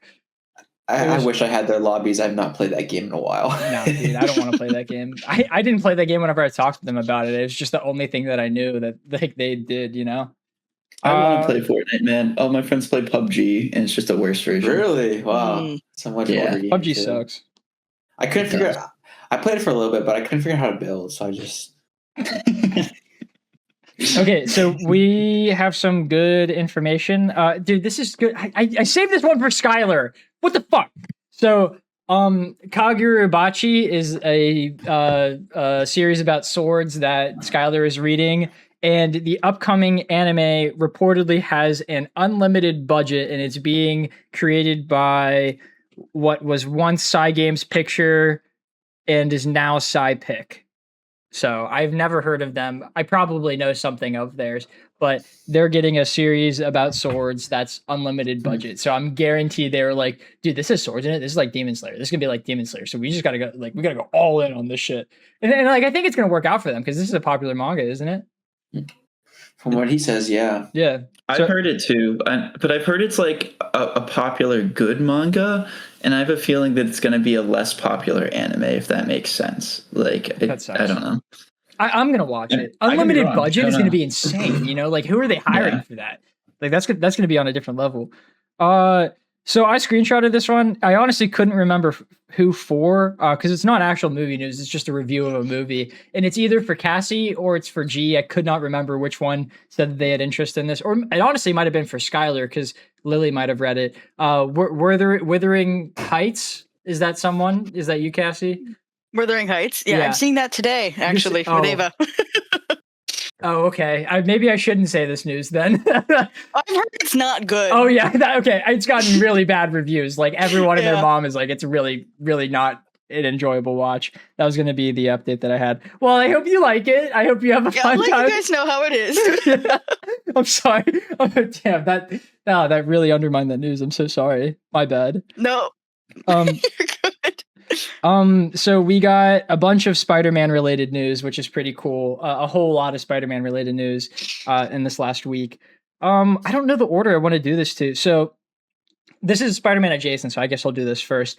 But with the GOAT coming out this weekend, actually, the Spider-Verse team is obviously like talking about like their movies that they're making, and they asked them about K-pop Demon Slayer 2, which they said most likely won't be ready until 2029. So expect that in like 2031 maybe, because they said something similar about Spider-Verse that was supposed to release this year, and it's not releasing this year. But on the bright side, Zach, you'll be able to show it to your kids. That is true. Yeah, I will be able to show it to my kids. That's putting that into perspective is wild. That's so fucking scary, dude. But they did say that the next project they're releasing is Spider-Verse 3, so like I guess we can get our hopes up for that. They're done with their like little side projects, K-pop Demon Slayer and GOAT, so they're moving on to their what was supposed to be their main focus. Speaking of, they're splitting off of their main focus and they're adding 2 more movies to their schedule. Dude, they're awesome. I love their team. So they're also working on a Spider-Punk and Spider-Gwen movie. We have absolutely no details on plot or like if writers are even attached to the movie, but they are going to be making this, which will, without a doubt, push back K-pop Demon Slayer 2. I think Spider-Verse 3 is too late in production for this to like actually impact that, but it's going to push back K-pop Demon Slayer 2, without a doubt in my mind. We also got a trailer for a TV show I've been excited about for a very long time. Spider Noir starring Nicolas Cage. We got a trailer for that. I didn't watch the trailer. I did look at the posters though. I'm quite excited for that. I think it's weird that they're pulling the trigger on Sandman. Like I feel like the show is too, it's a TV show, you know, like I think Sandman is too high budget for that kind of deal, but like, I don't know if they think they can do it, I'm all for it. You know, I think this is going to be, they got some like high budget swinging scenes in there. At least I didn't, maybe they look bad. I don't know, but I don't know. Did you see it's coming out in like two versions or yeah, I'm watching it in black and white. Really? Totally. Yeah. Same. Yeah. Black and white and color. I saw both trailers.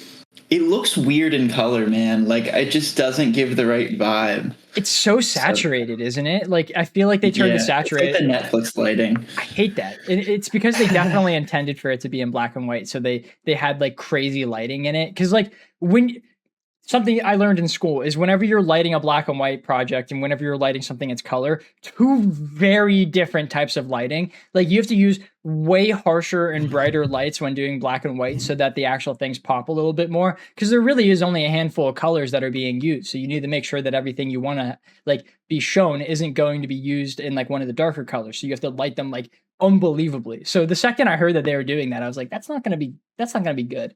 That doesn't work out very much. Like the only thing that I think like works properly in like color and black and white is Logan. I think that is like the best version of that, but usually it's just like not as good in my opinion whenever it comes to that.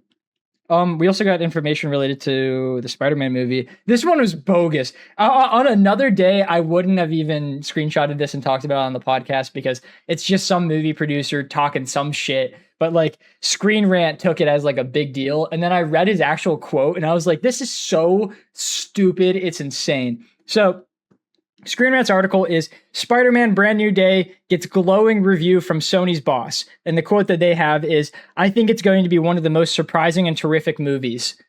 The full quote, we have not seen a cut yet. I've only seen the shots on the day. I think it's going to be one of the most surprising and shocking movies as a movie, an incredible Spider-Man movie. Dustin has done a great job. As a CEO or an executive. That is so nothing. That is the biggest nothing. Because anything can look good if you shoot it immediately and then look at it and be like, yeah, so like all the CG stuff is gonna be in there. And when it's in there, it's gonna look great. You know? So bad. That's so terrible. I can't believe they ran with that they haven't even seen anything of the movie. And they're like, it's great. It's great, actually. You should see it. Why is like entertainment news also misinformation? Like, what's the point of that? It's because of money. It's all about like tricking people to go see your movie that's releasing in 3 months. Are we sure AI didn't write that article? What? You wish an AI wrote it? The AI runs Screen I'm saying, Rant. are we sure AI didn't write it? Like, I mean, I don't know. I think it was too smart for that because they like perfectly cut it so that it looked like he was talking positively about Spider. I mean, he was talking positively about Spider-Man, but like they removed all of the information that discredits his sentence, you know? Yeah. I don't think AI could do that. It's too honest. Yeah, AI would this is what the person said, so we can't. Yeah, and then they would just lie to you and say that sentence wasn't actually in it. I was trying to give the person the benefit of the doubt, saying that they weren't as dumb as AI, but no, they're not dumb. They did that on purpose, very clearly. But it's just like they're not dumb. They're just evil. Yeah, they're evil. Keep in mind, Spider-Man releases in like 3 to 4 months. Like this is insane. Crazy, this is like the fact that we haven't had a trailer for this movie and people still think it's going to be good is wild to me. And fun fact, you don't want trailers for movies for the record. No, I think that I personally don't want to see trailers for a movie, but you need to at least start marketing your movie 1 year in advance so that people actually know the movie's coming out, you know? Like raise your hand if you knew that Spider-Man is releasing in a couple months. Exactly. I'm not gonna lie, I kind of forgot, and like that's my thing. Exactly. Way down the line. Yeah. Exactly. You have Spider-Man is your guy, bro. Like, come on. Yeah. Last week, I updated you guys with information that they're removing crucial like scenes with Mark Ruffalo's character. You can't be doing that this soon to the release of the movie. Like, this is ridiculous. I don't know. Whatever. I still hope you, Austin. I still think you're gonna win our poll because of like that movie's going to make money regardless of how good it is. Like, it's just gonna happen. It's Spider-Man. Yeah, I'm out of my news. How are we gonna do this? How are we gonna do this thing? Is it gonna be me? Am I gonna do it now? Because Skylar's not here? Chandler, what have you been watching? Thanks for asking, Zach. Dude, of course. I was going to actually say, now that you bring that up, when we were chanting like the happy birthday, how did that look like on your end? Oh, it was so bad, dude. It was so bad. Dude, I felt so embarrassed doing that. But I'm like, I have to keep singing it. Right. And I'm like, my morning voice. And I'm not going to watch that clip. But yeah, hopefully it's entertaining. I think it'll be fun. Don't worry, Zach's going to still cut it out so it's not on the podcast. No, I have to have that on the podcast. I'm going to cut out the story that you said. But other than that. That's crazy. I still can't believe I pulled Goku like on that. I wish I was recording for that. I didn't actually think I was going to get him. Sorry, go ahead, Chandler. You're up. Honestly, I don't know if it was that much. I was trying to write down some of the stuff before this, but I started watching Zootopia 2.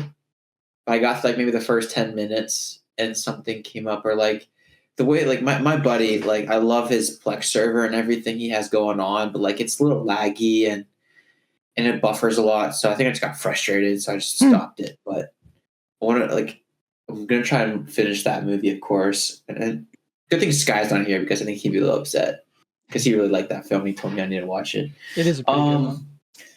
So I've heard. Started playing Cairn. I know I mentioned this beforehand. I've been playing a little bit more of that. Game's so fun. It's actually so hard though. Like seriously, I guess it puts in perspective how hard it is to actually climb a cliff. I don't know how that Alex Honnold dude did that, let alone a skyscraper. Shit's impossible, man. But it's really fun. Played a little bit of Helldivers 2, the new update that released. How is it? It's so crazy. Like they added cyborgs and they're broken. Like they're actually smart. The one guy was hiding behind, like he was peeking around a wall. Like he would run up towards me and then do this behind the wall and then back out. Like it's way too smart. That's awesome. But yeah, no, it's been really fun. It's very chaotic. It's just the game's just so fun every now and then. Game. Did I say The Office? Maybe not. I think I might have mentioned that earlier in the podcast. Started to watch that. Never really gave it the time of the day beforehand, but I'm really enjoying it so far. Can't believe it. I'm so late. I'm just so late to that show. I'm gonna say lastly, just because I can't remember anything else aside from just like trying to keep up on like JJK or Fire Force or whatever. I started a new show called Jack of All Trades. It's new. It's just like another. It's not like an isekai or anything, but it's like I guess like a fantasy world in which there's like magic and you could be like it has like a dungeon mechanic. Like you can kill mobs and they drop gems if that rings a bell, but it's really not the greatest. But it's also just like the kind of good bad where it's like I can get okay with it. You know, you can lock in for it. Horrible. Yeah, exactly. And like it's like the kind of bad good show where like they leave you on a cliffhanger. It's like, oh, I need to watch the next episode, but it's just like it's not really great until the cliffhanger again. So yeah, I'm falling for that scheme. But other than that, really, I can't say much. I don't know. I'm trying to blank. Yeah. So Nice. so yeah. Thanks for asking, Zach. Of course, dude. This is weird. I don't like being the like controller of this. All right, I'm just gonna go down like around. Cassie, what have you been watching? Oh, thanks for asking. Of course. The big one this week is JJK. I finally finished season 2. Only took me like 2 years, but I got there. I'm one episode into season 3 now, so hopefully next week I'll be all caught up. I forgot how good that show was. It's so good, like, dude. So my god. Oh, dude, I can't believe you gotta read the manga. Madolo is on another level right now. It's so good. Really? Yeah, it's so good. I have the entire series JJK just on my shelf back there. I just haven't gotten around to reading it. Read it. Yeah. Well, I'll get there. Valid. Trying to think. I started watching Abbott Elementary again. Watching It's Always Sunny here and there. Like those are both just really good brain off kind of shows. Oh yeah. And I was watching the crossover episode. That was fun. I'm sure there's another TV show that I've been watching. Have not continued my Harry Potter journey. Still like 10 minutes into movie 5, so we'll see about that. But I've been playing more games than I have been watching movies. Been playing a lot of Rivals. That's probably never going to change. The goal this season, I'm going to try and push to Eternity. We'll see if I get there. I don't know if I will. But I started Cyberpunk. That game is really fun. Have you guys all played that? I don't want to spoil anything. Show. No, yeah, I thought you were saying the show. That I know a lot about the game, but haven't played it. You can keep talking, Cass. As long as you can say anything like spoiler free, like I'm all here for it. I love that game. Just okay, for those two. Yeah, I don't want to spoil anything, but Chan, you know Jackie? Yeah. I took a special hatred to Jackie. It was like a stupid bit because he has a really bad haircut. Yes, it's questionable. It's questionable, yes. Here, wait. I love Jackie. I love Jackie so much. She's such a G. I do recall you saying that you're going on your villain arc in Cyberpunk, which is quite funny. About that game. Like, when you kill people, you can pick up their dead bodies, and I just keep them with me. I play that game like a psychopath. There's so much fun in that. That's game. How you should play games. It's so dumb, but it's something about like the first person because I can't be evil in Baldur's Gate, but this game I want to be evil and it won't let me. There's no consequences. Oh, look at Jackie's haircut. Yeah. It's so bad. The little. Oh, wait, is that a scar or did he do it on purpose? The little bit. No, he did that on purpose. That was a choice that he made. That doesn't look good. So my bit was that I would just punch Jackie or try and fire my gun at Jackie, and then I didn't realize. Games have consequences. Yeah. That's I was kind of bummed out about that, but whatever. Might have fixed his haircut then. Yeah. I did that in the game once. I've been playing Stardew Valley again. I love that game. I always come back to it. Not many good things I've heard.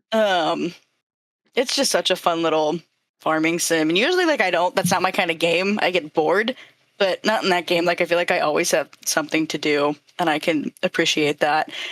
And plus, that game was developed by just one guy. Like he did everything, and I respect that. And it's only $15, so I love that game. That's peak. All right, I think that is about it. Alrighty, awesome. What have you been watching? Technically a decent bit, but considering, and I just did the hours for this because I was anticipating me saying this, considering that in the past 2 weeks that I haven't been on the podcast, I've been on a plane for about 46 hours. Yeah.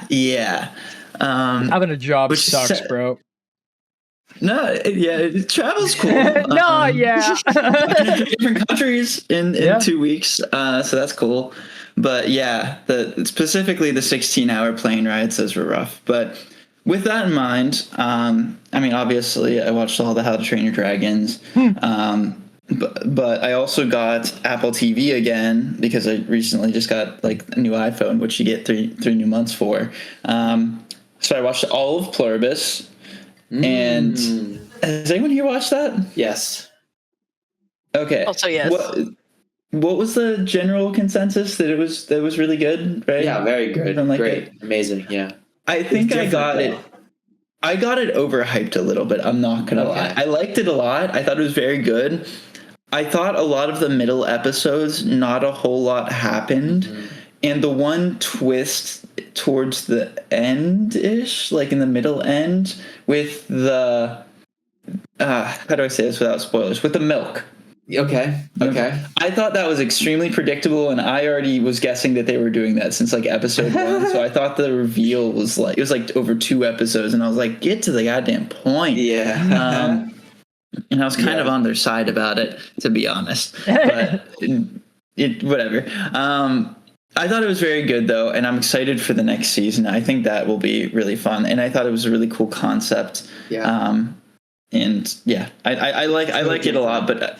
Yeah, I've had like, I mean, I know we talked about it on this podcast at some point, and I've had multiple people like begging me to watch it, and maybe it's the fact that I watched it all in one fell swoop because it was a 16-hour plane ride, and I was probably also not in a great mood. But I mean, it was a solid like, in my mind, like 8.5 out of 10. Like it was very, very good. But like I was expecting like, I don't know, like HBO series quality, and I think it was like just like a little bit below that. But it was very, very good. On top of that, I started Shrinking. Has anyone watched Shrinking? I've heard good things about it. I've heard medium things about it, actually. I've also stopped watching Shrinking because it made me uncomfy. It was like, it's very funny. I like it a lot, and I love... I can't remember the actor's name, but Marshall Erickson from How I Met Your Mother. He's like such a great protagonist, and I love him so much.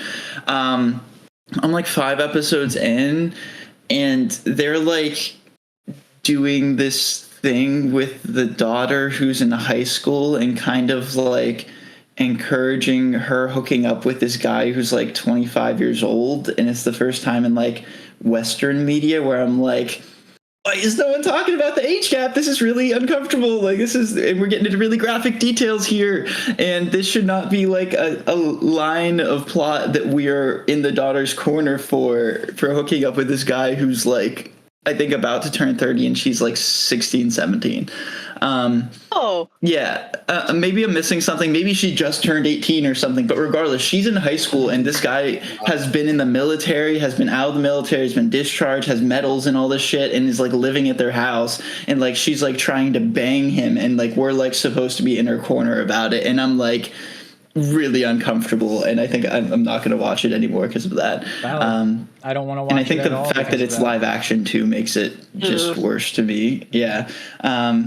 Yeah, I'm like, I hate that in anime, and I'm going to be consistent because I'm like, it's really funny. I really do like every part of it, and Harrison Ford's great in it too, but like, that part, I'm like, I'm not, the rest of it. I also thought, and this is me being dumb, it's like, I think a comment I made with when I watched Beef. For some reason, I thought this was in the same universe as that, like, Shrinking World, like in the Matt Damon movie. Is it Matt Damon? I know what you're talking about. I thought I didn't know this series at all, and I genuinely thought shrinking meant they were getting smaller and not that they were, like, therapists. Interesting.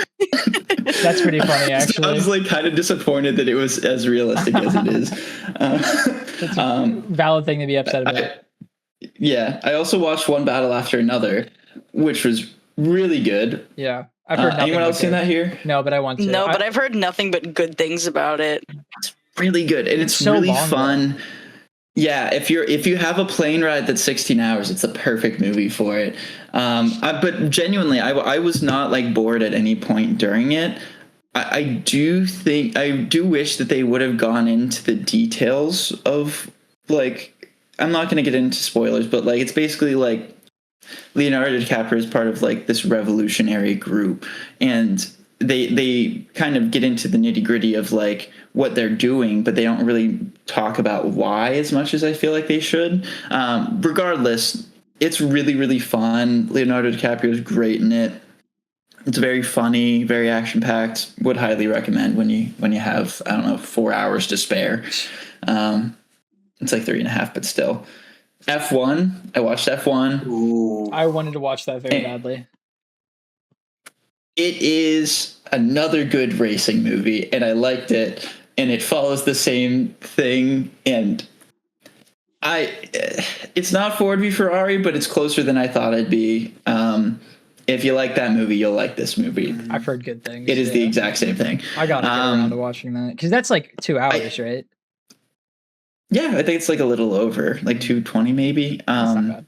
I could do that. It's another racing movie. It's very formulaic, and that's not even a negative. It's good. I don't know how they make the most boring sport of all time this entertaining consistently. Yeah, seriously. But I hate that I like these movies consistently. Cinema and cars just go together. It's just so well. I don't know why. Yeah.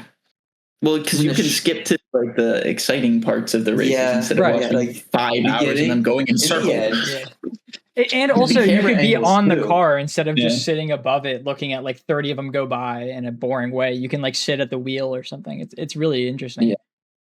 But what do you think about like camera mounts, like in the front of the car, or like good stuff?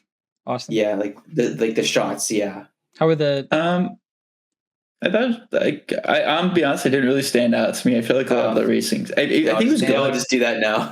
Yeah, I'm like, I think it's, once again, the last racing movie I saw was Ford v Ferrari. So in my mind, it was literally just this. Yeah. Like it was this, but just a little bit not as good. But it wasn't bad in any way. And I freaking love Brad Pitt, man. He's so freaking entertaining as a protagonist. I'm like. He's a very pretty man, and like very much so in this movie too. But yeah, he's great. And I think that's the last thing. JJK, I've been watching the new episodes. Very, very good. Yeah, I think that's about it. Thank you for asking, Zach. Of course. I'm quite excited for the next episode of JJK. Now, yeah, how's this gonna work here? I think we got this. All right. Now I'm forgetting, like, do you do a countdown? I forget. Yeah. No, you just go for it. Okay, I do a countdown personally. If you do a countdown, it's going to mess us up. I'm not doing shit. This is on you guys, because Skylar never did anything. It was always on me and you, Chandler. It's on you. Okay, you ready? Zach, what have you been watching? I thought you were going to do a countdown. Well, I thought we don't do a countdown. Wait. Chandler, I always count it down. I go 3, 2, 1, and I say you start, and then I go off of you starting. Okay, that's what. Sorry, the countdown is weird. It's weird here. It's weird for me. I don't know. You asked it already. Keep going. It's fine. No. You two didn't ask. We have to get everyone in. Okay. Chandler, go again. One more time. No countdown. Just like do a countdown. It's better. Someone else do a countdown. I'll do a countdown. 3, 2, 1. Zach, what have you been watching? That was shockingly good. Everyone said Zach at a different time, but y'all ended around the same. I felt like I had to continue. Mm-hmm. Someone had to just lock in and finish it, so it's valid. Okay. I don't remember if I did this last week or not, but Austin definitely wasn't here for it. But we finished Gachi Akita. That's done. It was pretty good. I liked it. Quite excited for the next season. I'm interested to see where that went. I like that the last 2 episodes were kind of like wind down stuff. They were pretty nice. It made me smile watching them. I also really liked how they were like, oh, the kids can go on this mission by themselves, and Rudo was like, yes, I will protect everything, and then Engine was just there in the background, like watching them the entire time to make sure everything was okay. I really like Rudo. He's such a great protagonist. Okay, I'm gonna save the big one for last. I put my court shows up there because I monitor those for work on the weekdays, but nothing really interesting happened this time around, so I didn't write anything down to be like, oh, I should talk about this. But I did watch those objectively. I played a tiny bit of Black Ops 2 on the 360, doing a little bit of town survival. And then this is the second big thing. This is mainly for Cassie, I'd say. Last night I got Lord Angela, which is pretty cool. Yeah, I'm pretty happy about that. Rocket is at level 14 out of 20. He's the next person I'm going for Lord. I also am gold in comp somehow. Let's go! Yeah, it's pretty cool. You get the skin. You just have to only be gold to get the skin. Oh, that's pretty easy. Yeah, gold you get the skin, plat you get like a little border for your nameplate, diamond you get the animated border, and then GM and up you get the little like emblem or crest, whatever it is. I like the game. I don't care about it that much to go that hard in it. I'm happy with just the character. I'll take that. That's more than I've gotten, excuse me, any other season so far. So this is a W. Is it for Deadpool? Like, what's it for? Last season was Deadpool. This season it's an Elsa skin. Oh, I'm okay. I like Elsa. She's really cool. So I'm happy with that. That's the Marvel Rivals news I had. But the other thing, Chandler might know about this. I don't know if I talked about it last episode, but there's a Tron video game for the Xbox 360 that came out in 2010 that I started playing, and it's great. Like, it's actually well written, and it connects into Tron Legacy, and it's about the ISOs. And it starts off with Clue doing this like political meeting with the leader of the ISOs. And then it gets like vandalized by like a rogue program, and Clue like full on believes that it was an ISO person, and that meeting was supposed to be like this big gathering for the two different sides of this political party in the Tron world. But Clue was like, oh, they sabotaged it because they don't want peace and stuff like that, and it caused his character development. And one of the cutscenes is the meme flashback scene from the Legacy movie where he goes, "Am I designed to build the perfect system?" Yeah. That's in the video game. They actually recreate it in the video game, and like your character is actually like 30 feet off to the side, and that's why you don't see him in the movie. He's actually in that moment. It's great. I love it. Like, the gameplay maybe isn't like the best thing ever, but the soundtrack is the Daft Punk soundtrack from Legacy, and the story expands on the world in a way that, like, I wish I knew about this aspect of the story from whenever I was a kid. Because not that Clue was a bad villain. He always was like just like the stereotypically evil, like Hitler kind of what's the word, analogy, inspired character. But now there's more of like depth to his character, which I'm liking quite a lot. I'm just genuinely shocked that the story is actually good. Like, that was something I really wasn't expecting when starting this game. I just wanted the vibes, but it's a good story. Holy crap. And that's everything I've been watching. Anything else from anyone? That's crazy. Usually I throw it over to Skylar for this. Crap, what does he usually say? Everyone subscribe. We're trying to get more subscribers. That's nice. If you made it this far in the video, thank you. That's the best way to support us. And then next week, we're going to be doing How to Train Your Dragon, the live action version of How to Train Your Dragon that I've never seen. Cassie's very excited for, and I'm pretty sure these two also have never seen it, right? Okay, cool. Yeah, I'm quite excited for that. Pretty confident Skylar's going to be back, so it's going to be the first time in a while that we're going to have all 5 cast members. It's quite exciting. Very exciting stuff here. So, anyone have any quarrels before I say goodbye to everyone? Happy birthday, Zach. Yeah, happy belated. Yeah, it was pretty great. It was a great birthday. But yeah, we'll see you guys next week at How to Train Your Dragon, the live action version. See you. Bye,